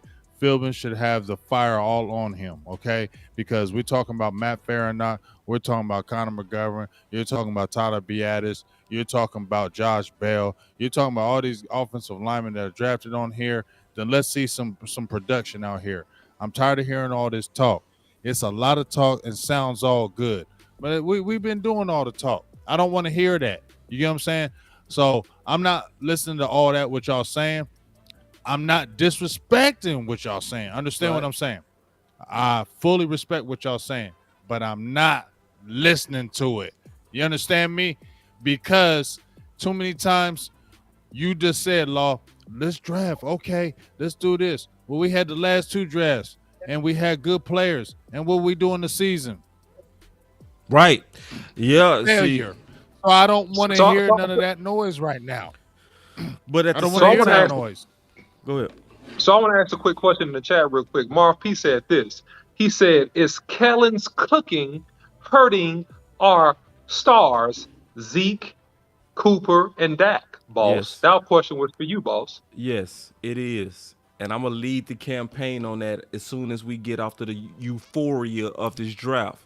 Once we settle down, because I'm not gonna kill the momentum and the excitement in this draft, but at some point we do got to talk about the reality of a system-based offense and how I toxic. want to ask you something, boss, and you guys. I ain't mean to cut you off, but I want to ask y'all something right now. It just has popped in my head about Dak Prescott.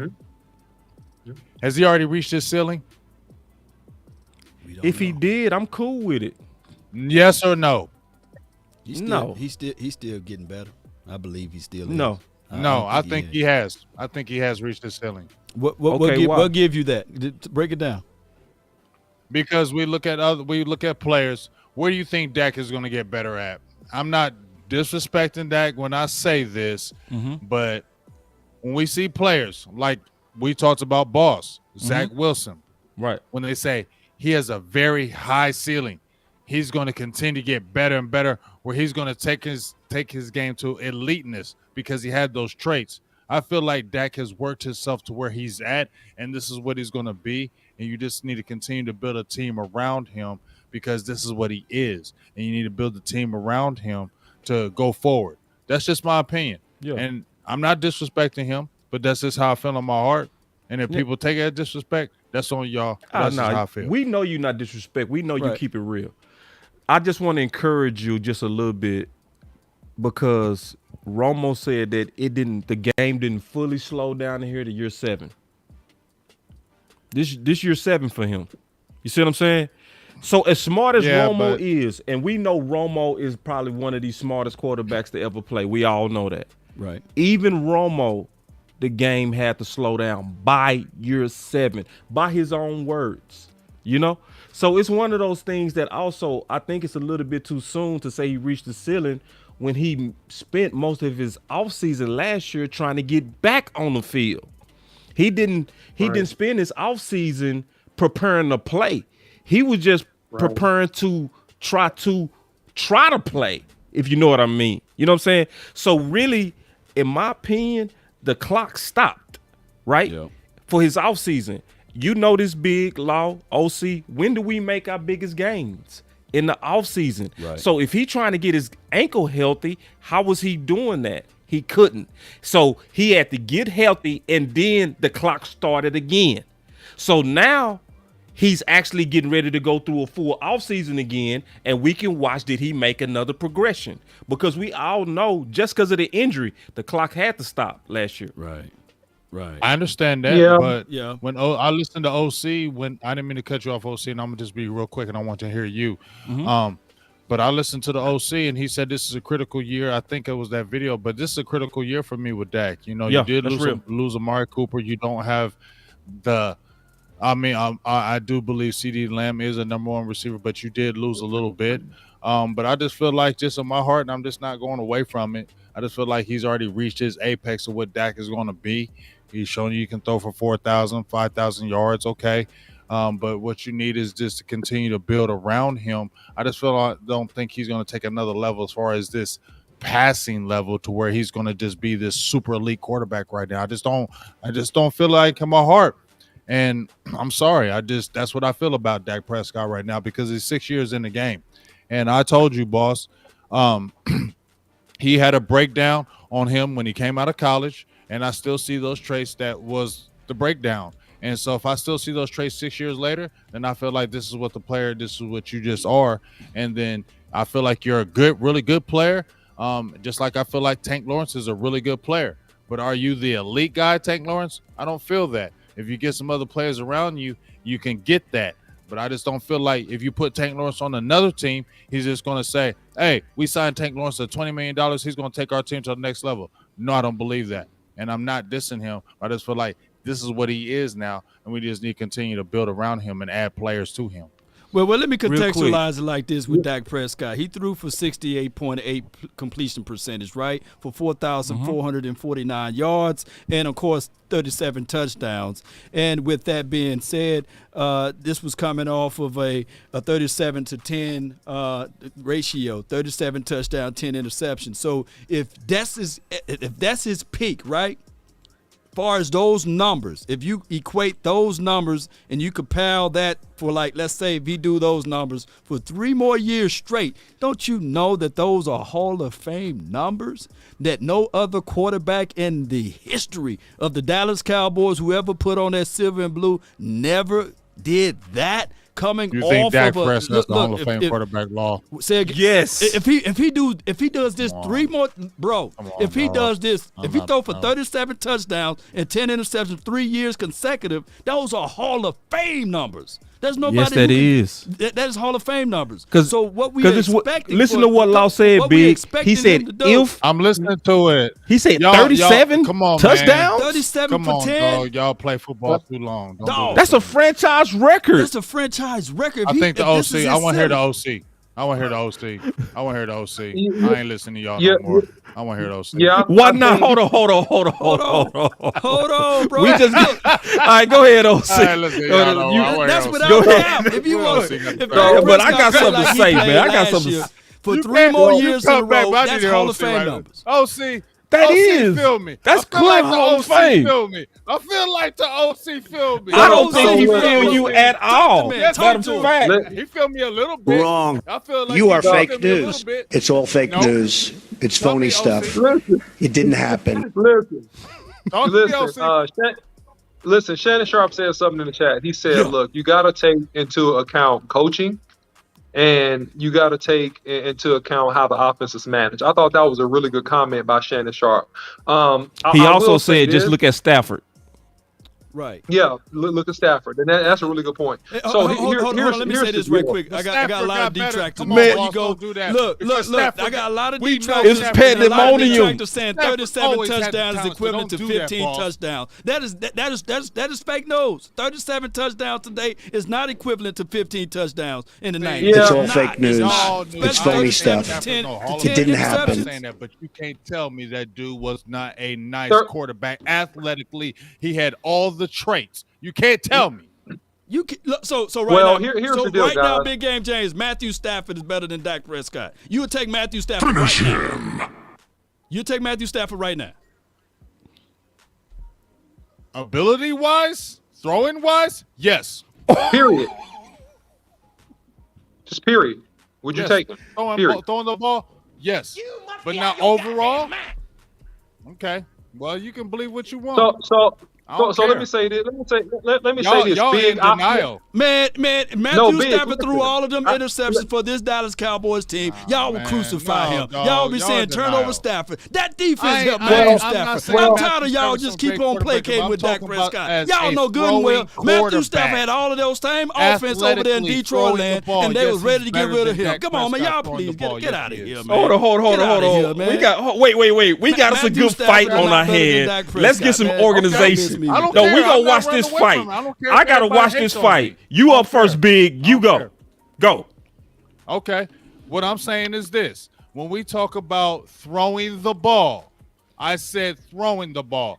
Athletically throwing the ball, Matthew Stafford is a better throwing quarterback than Dak Prescott. Yes, he is. Dak will not throw those passes. He's safe. He's consistent. He's conservative. Look at I told you, boss. I sent you that stuff in 2016. He's still doing those same things. He's doing those same exact things they said in 2016.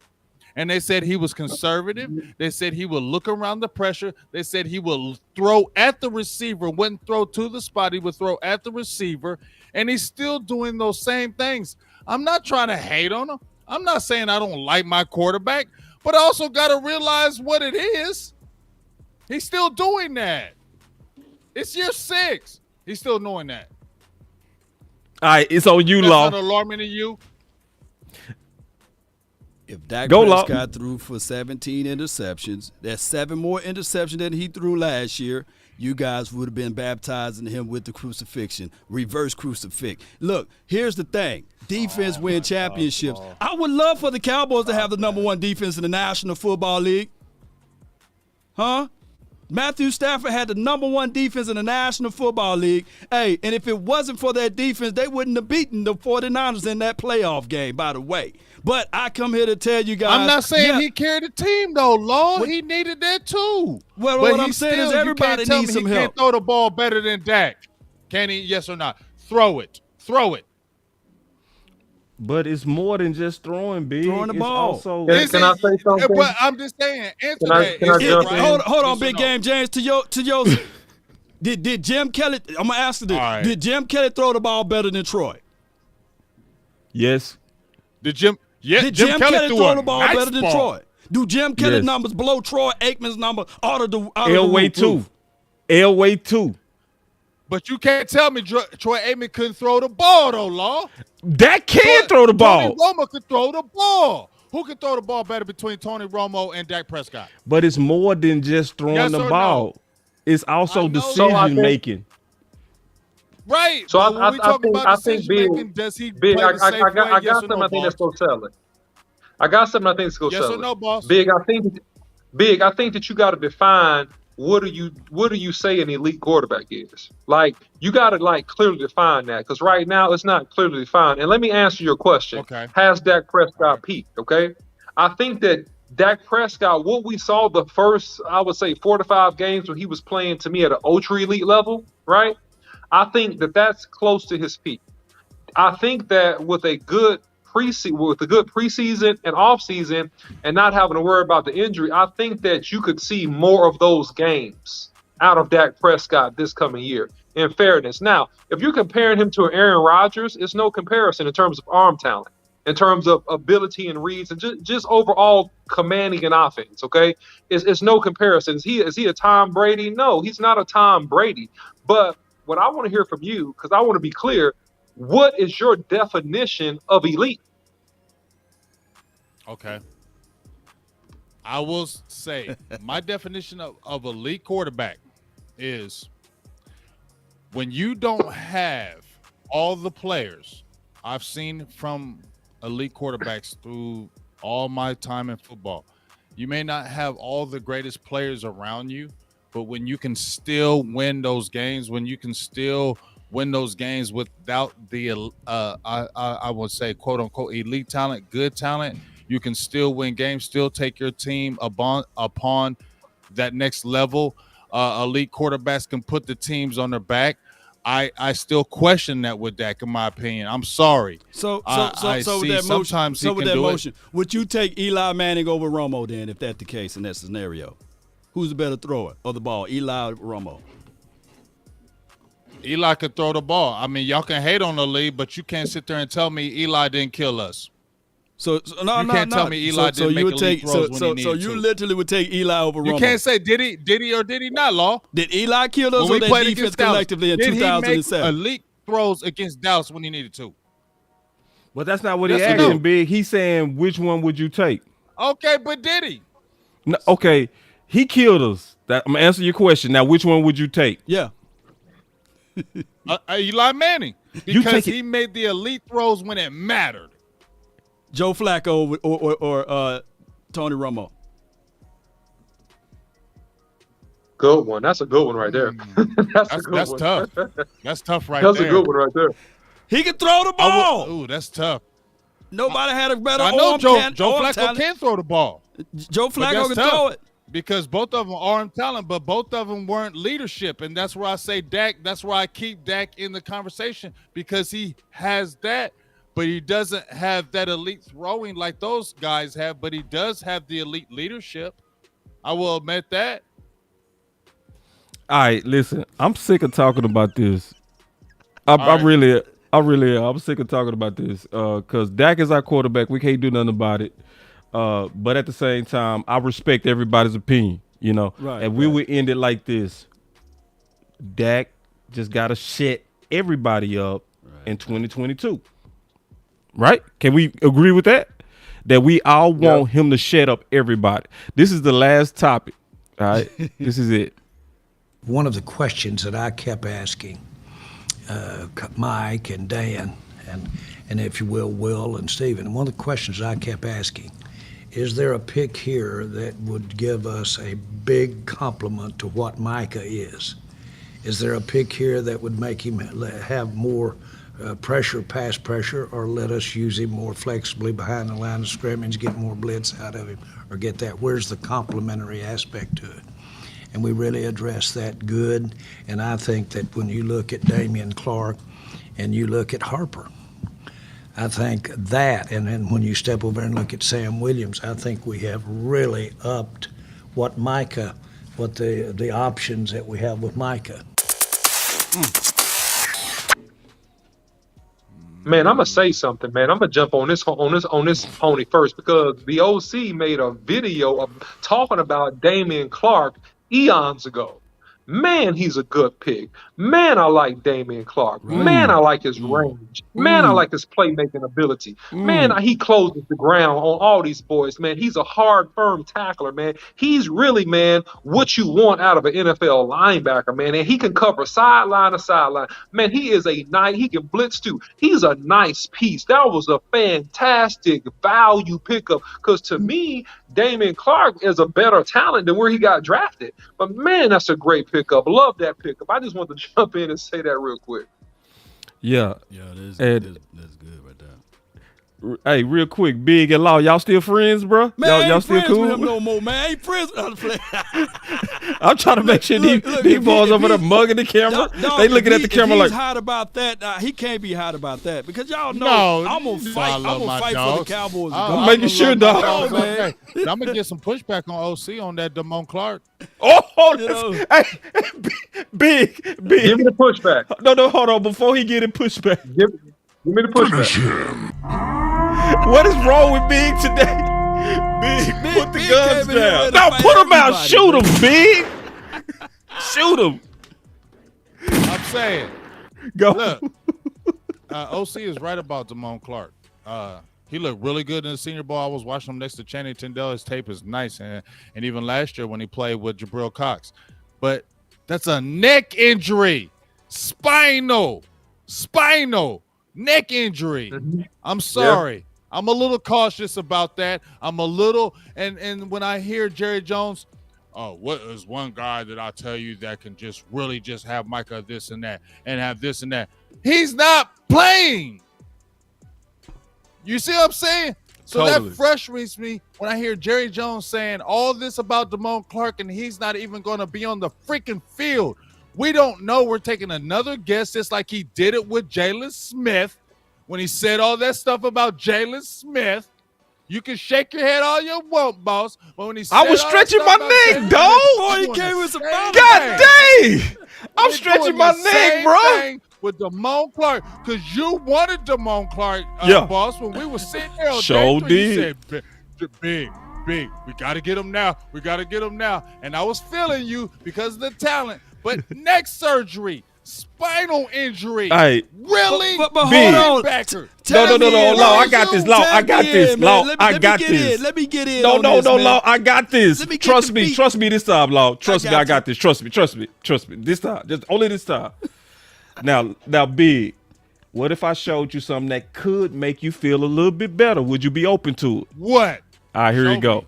Stephen, with a guy like Clark, when you go through the medicals with him, is it, hey, have the Cowboys had a guy like this, has had this injury and come back from it, so you feel more comfortable about it?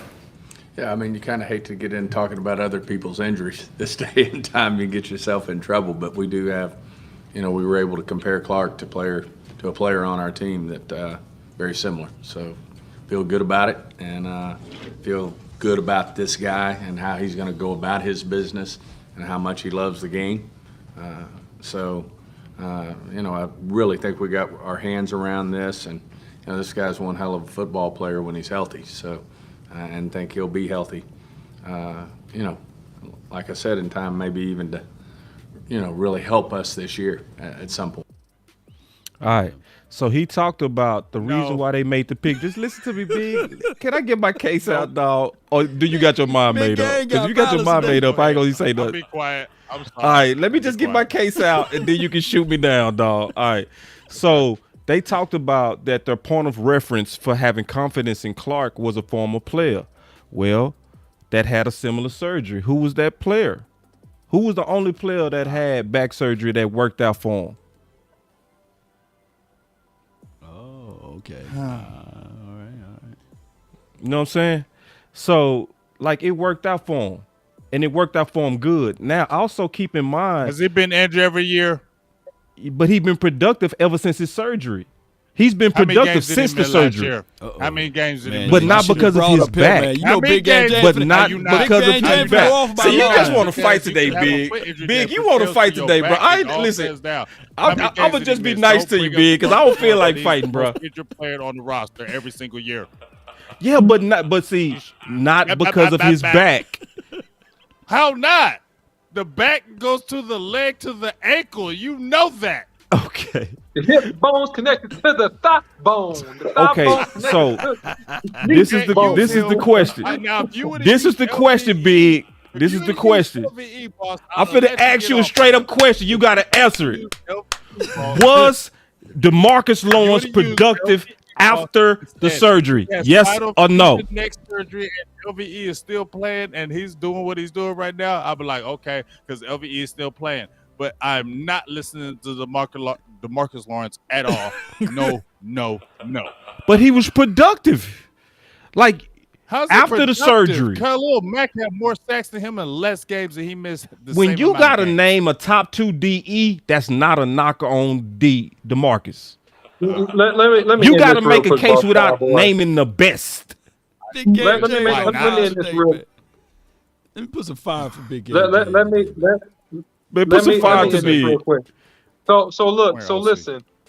Okay, so Big, what round and where was Clark drafted? Oh, you took my argument, man. God dog, boy. Was it fifth? Where was he drafted?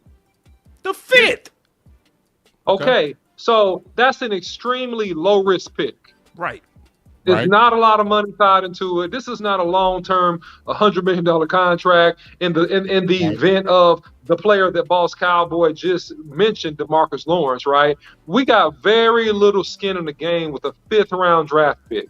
So this is a boom or bust proposition, and it is a risk-reward ratio with every draft pick. And with his ability and his talent, I would have took him in the 5th round if I was the GM all day long. If he works out, it's going to be a steal. Yeah. If he doesn't work out, he's injured. Oh, well, whoop-de-doo. We spent a 5th-round draft pick, not a 3rd, not a 2nd, not a 1st, a 5th-round draft pick for a guy that could come in and be super impactful. And, by the way, I think because of his age and because they have familiarity with this with their doctors, they wouldn't have took him unless they got a real good look at him. And you got to remember, Damon Clark was the Buckus Award runner-up behind Nakobe Dean. And there's a real good reason for that. And you can look at the production side by side. In total tackles, it's almost double that of Nakobe Dean. So I like Damon Clark a lot. Case closed. Like him a lot. Hey, to be fair to Nakobe Dean, when I posted that, I never said I didn't hate Damon Clark. I said I love the talent. Right. I'm saying I'm tired of our front office juicing up these players like, oh, well, this is the guy, but yet we're waiting till injury. So do you understand where I'm coming from, OC? Where it's risk reward, but you're putting these eggs in these baskets and pumping it up to Cowboys land like this is the guy. But what if he doesn't? Because what I'm saying is y'all pumped up Jalen Smith like this even after the injury, and what happened. Do you understand where I'm coming from with that, OC? Yes, I don't understand at all because the OC already explained it. Hold on, boss, real quick. After the injury, though, when they drafted Jalen Smith, he came and he gave you 3 really good years. Right. He gave you 3 really good years. So you know what? Oh well. He gave you some productivity. You rolled him to the wheels fall off till he couldn't run no more. You know what I'm saying? The man pretty much couldn't run no more by the time you cut him. So you got everything you could out of him. Yep. And hey, Big Game James, they believed in him so much they paid him before they paid Dak. Right. I'm just messing with you, Big Game. I'm gonna be quiet now. Man, I think you just having a bad day, Big. Big Game. At this point, man, look, I get it, man. I know I mentioned Kool-Aid, man. I shouldn't have tried to look. You made sure I can't force you no Kool-Aid, man. I can't force you no Kool-Aid. Huh? You can't. I can't. Hold on. Brother, no Do it Kool-Aid. again, Law. One more time. Show him the Kool-Aid. I can't force you no Kool-Aid. You know, he ain't drinking nothing. So for me trying to get you drinking Kool-Aid. Shame. Shame. Hey, Big, I got something for you.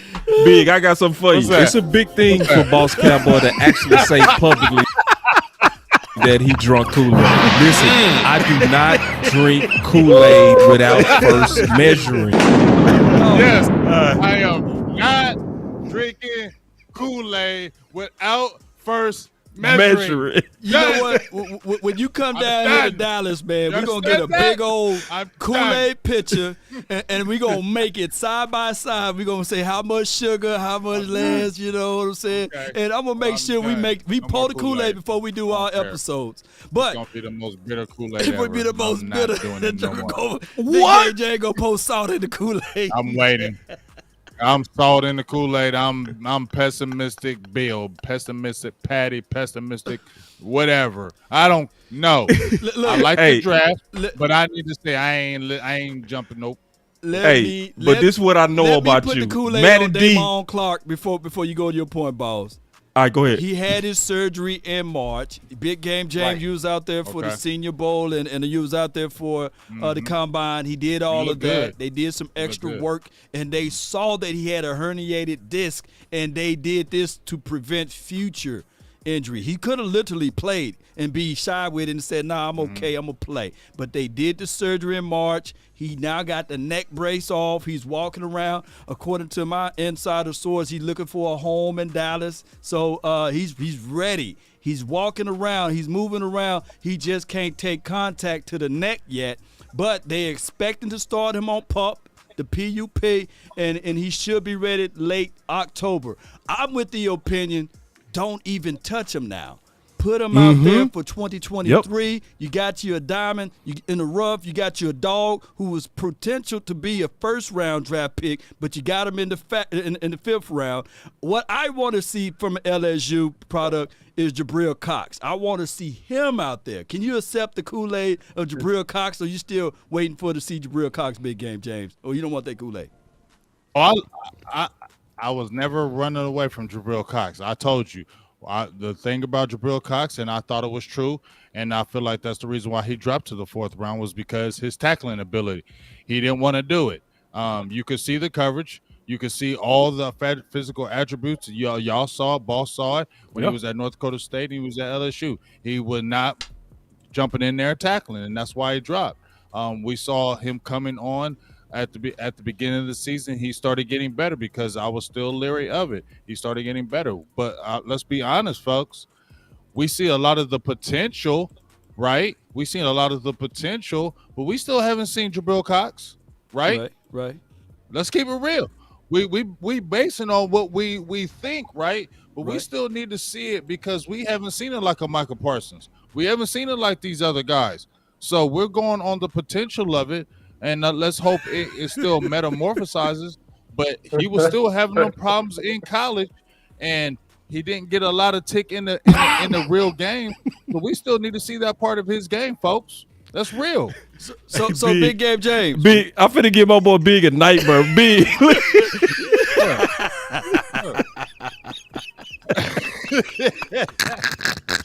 I'm just saying. No, man.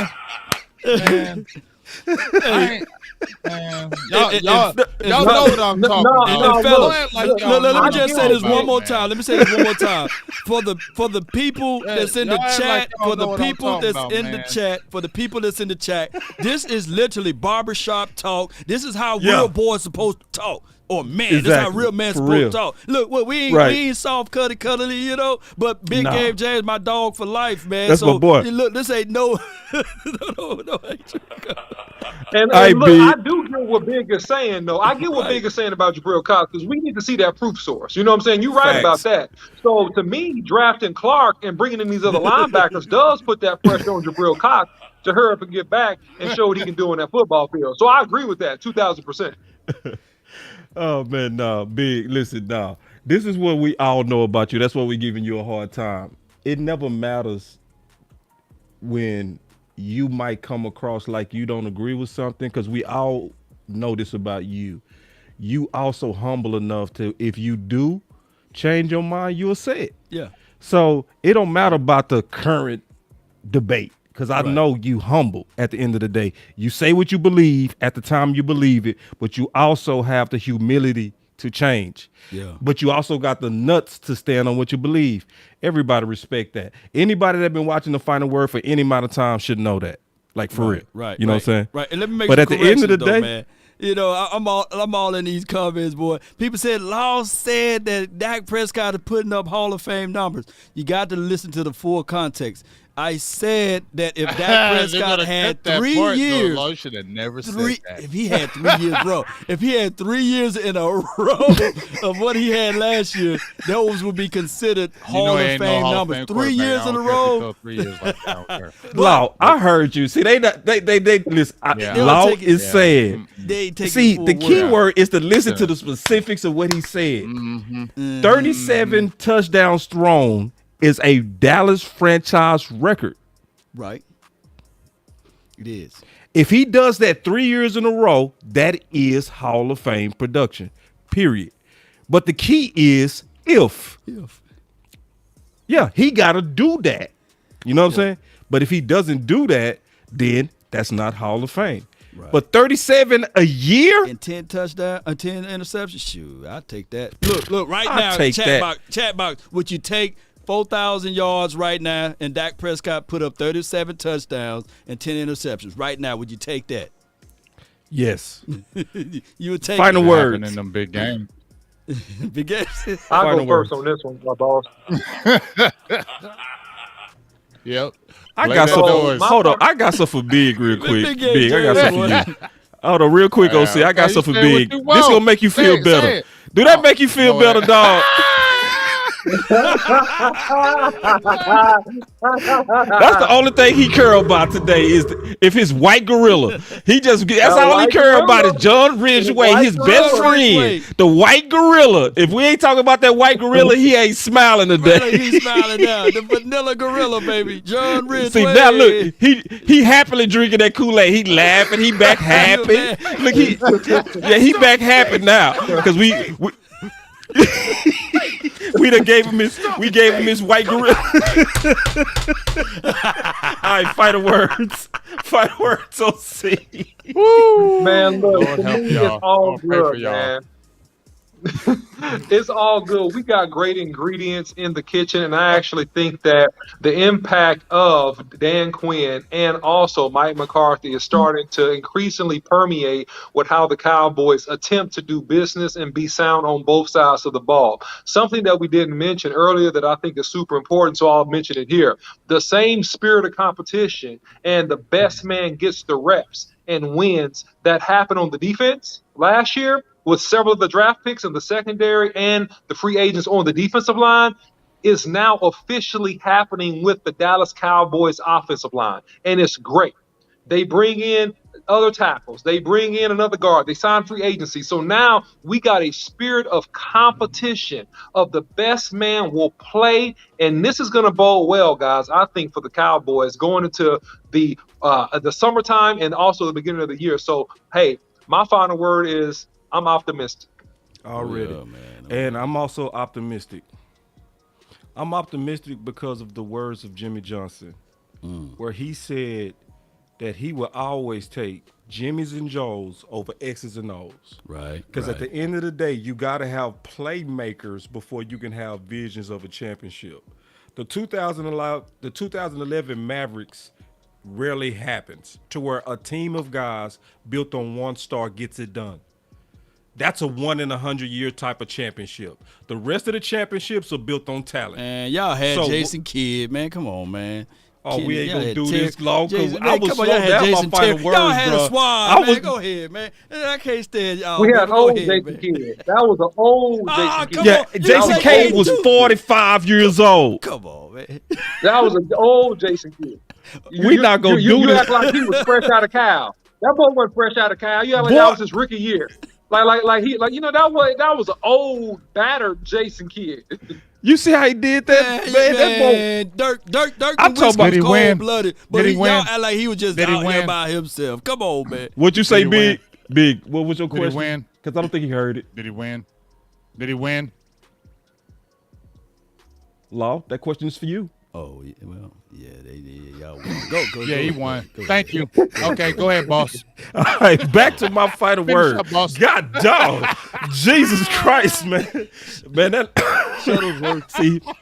see, he only said that, Big, because he only said that because we swept the Lakers. Right. Yeah. And they trash. And they watching. And they was trying to fight us and everything. You remember that, Big? Fight us. Yeah. Trash. Sitting down.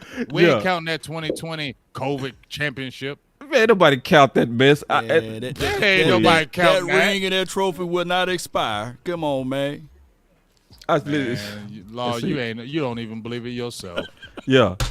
I can't stand Big LeBron, but go ahead, though. Go ahead, man. All right, I go back to my final word. Start all over. Go get the same I'm wonderful. gonna cut all y'all up. I ain't gonna cut I'm you gonna off. cut all y'all up right now. Somebody say, "Watch your mouth, boss." Hold on, Renell. You a Laker fan too? Listen. I can't do you Cowboy Lakers. I don't trust y'all. Laker, right? I don't Cowboys, trust y'all. Lakers, boss. I don't Cowboys, trust them. Hey, wait a minute. Yeah. I'm from Knicks. Mississippi, man. Who you wanted me to root Cowboys, for, man? Lakers, Come boss. on. Cowboys, Lakers, and Anytime somebody say that, the Cowboys, Yankees. Lakers fan, I never can stand the Yankees, man. Right, Big. Anybody like You LeBron? That I like the Yankees. me? I like Come the on, man. Lakers and the Cowboys. Sus. Almost damn near cried when LeBron put on that sacred gold and purple, man. Come on, man. He don't belong. Look, right. but LeBron is LeBron, You though. saying that when they won that championship. Yeah, man. Them old Lakers. Yeah. And that's a crazy thing. Y'all my brothers on football, but don't step outside that lane because we will fight. Yeah, because we'll bust your head in basketball. All right, back to my final word before I was rudely interrupted by Law Nation himself. God dog, I done forgot my whole final word. I was in the zone too. You was in the zone. I was talking about Jimmy Just. It up, man. I was preaching hard. I was talking about X's and O's over Jimmy's and Joe's. I was going there. Going all right. with it, my bad. Let me get back in there. All right, I'm back in there. But I do really believe this, that it's talent. And when you got talent, even with horrible scheming that might happen from a Kellen Moore, even with that, we still could have and should have beat San Fran. You know? And you can get hot when you got the talent. So the reason why we all laughing today, the reason why everybody's spirits is up in the final word in the chat, everybody that's listening, because we have hope because of this talent and it's real. So, you know, we go hold front office accountable and we go still call out those things that need to change. But I'm happy today, and I believe we got what it takes to make some big moves in 2022. That's my final word. Okay. Well, here's my final word.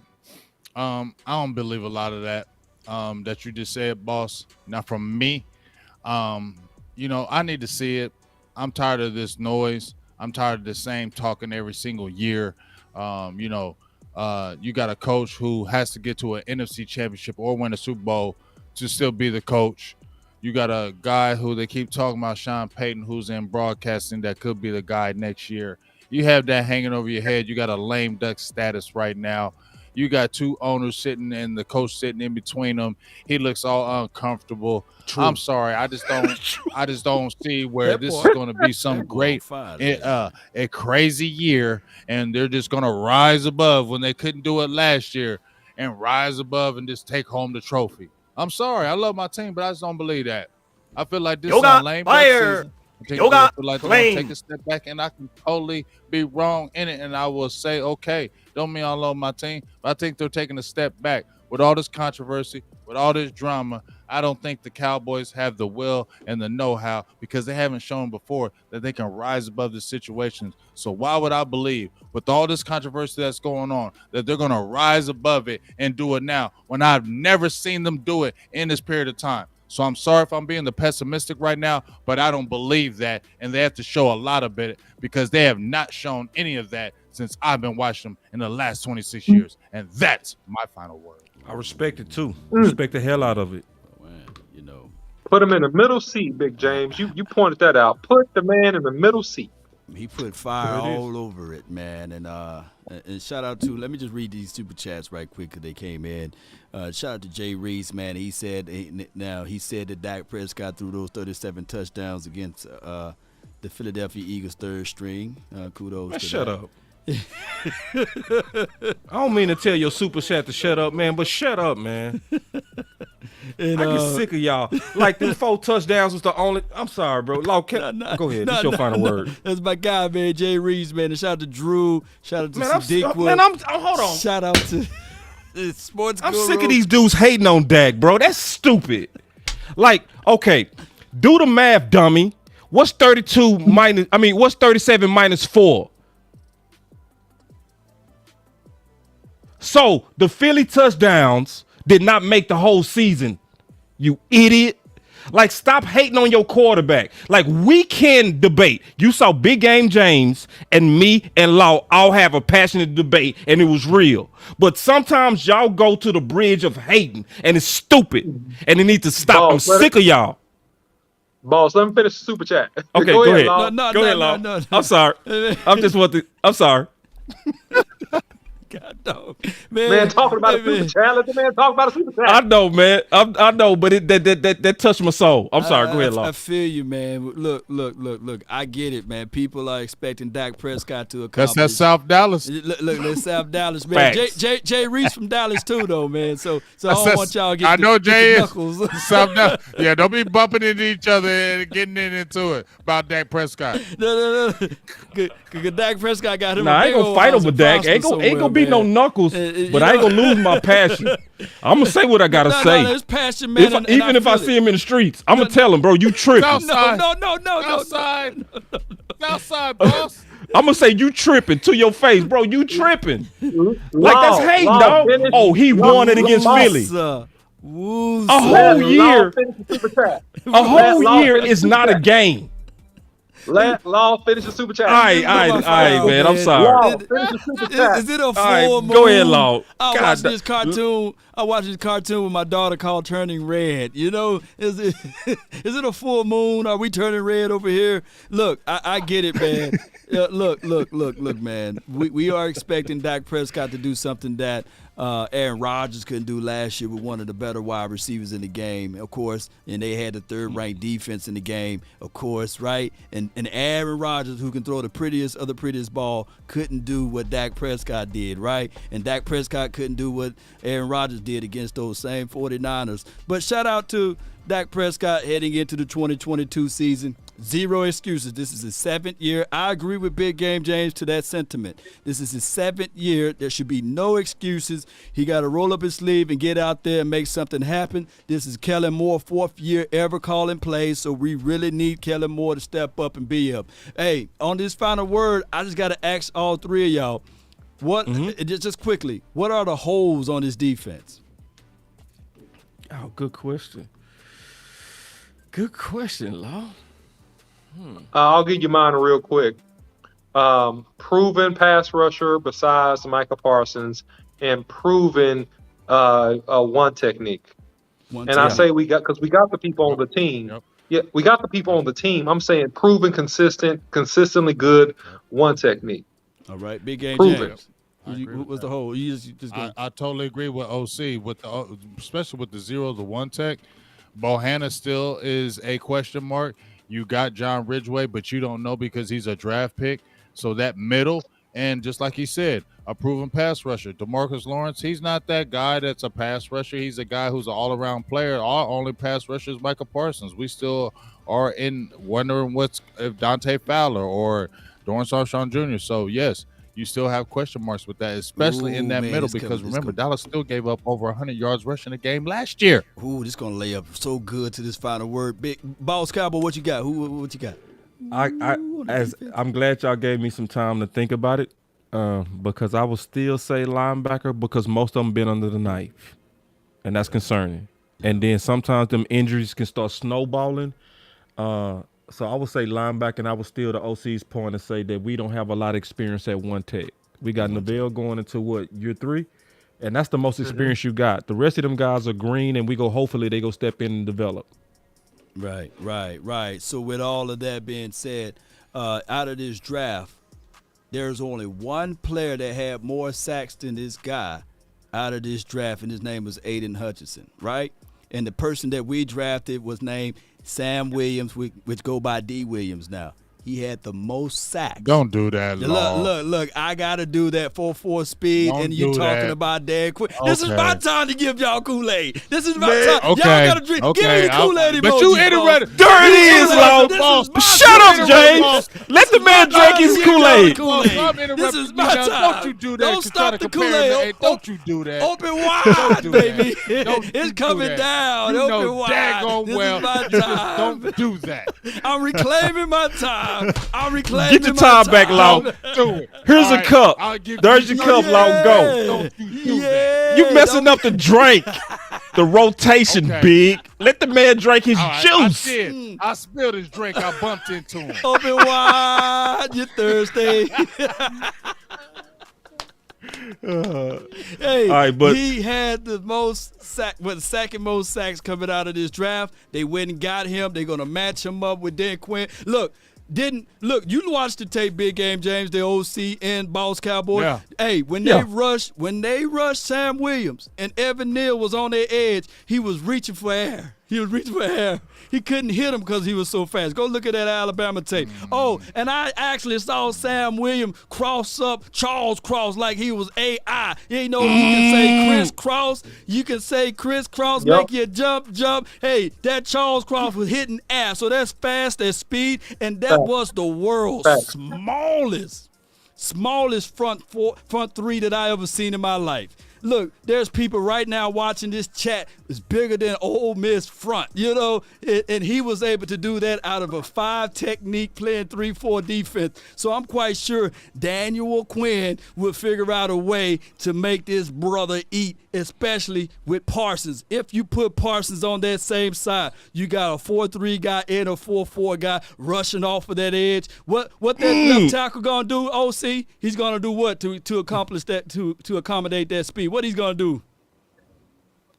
He gonna open up them shoulders and let him hit that quarterback. Yoga, fire. That left tackle gonna be widen his stance because he know he got a 4-4 guy and he got a 4-3 guy coming off that edge. B-gap got to be exposed at this point. All we got to do is just make sure we stay disciplined to our lane gaps, lane responsibilities to shoot through there to get to the quarterback. So the shortest distance to a quarterback is a straight line and straight up that middle, and they're gonna have to make some business decisions. If he line out wide, so that Leo role will be D. Williams. I think that he's gonna do that. I think that they're going to stand him up. They're going to put him in the ground sometimes. But I think that they're going to get some production out of him, even if he's just a pass rushing specialist. I think that even with his linebacker situation, look up Devin Harper. I know that he's going to be a special team guru, special team hero. But if you look at his tape, he can hit and he plays aggressive. I think that in a rotational situation, if you give him a few snaps and if they do this thing the right way, he can probably beat out LVE as it relates to physicality. And this is a guy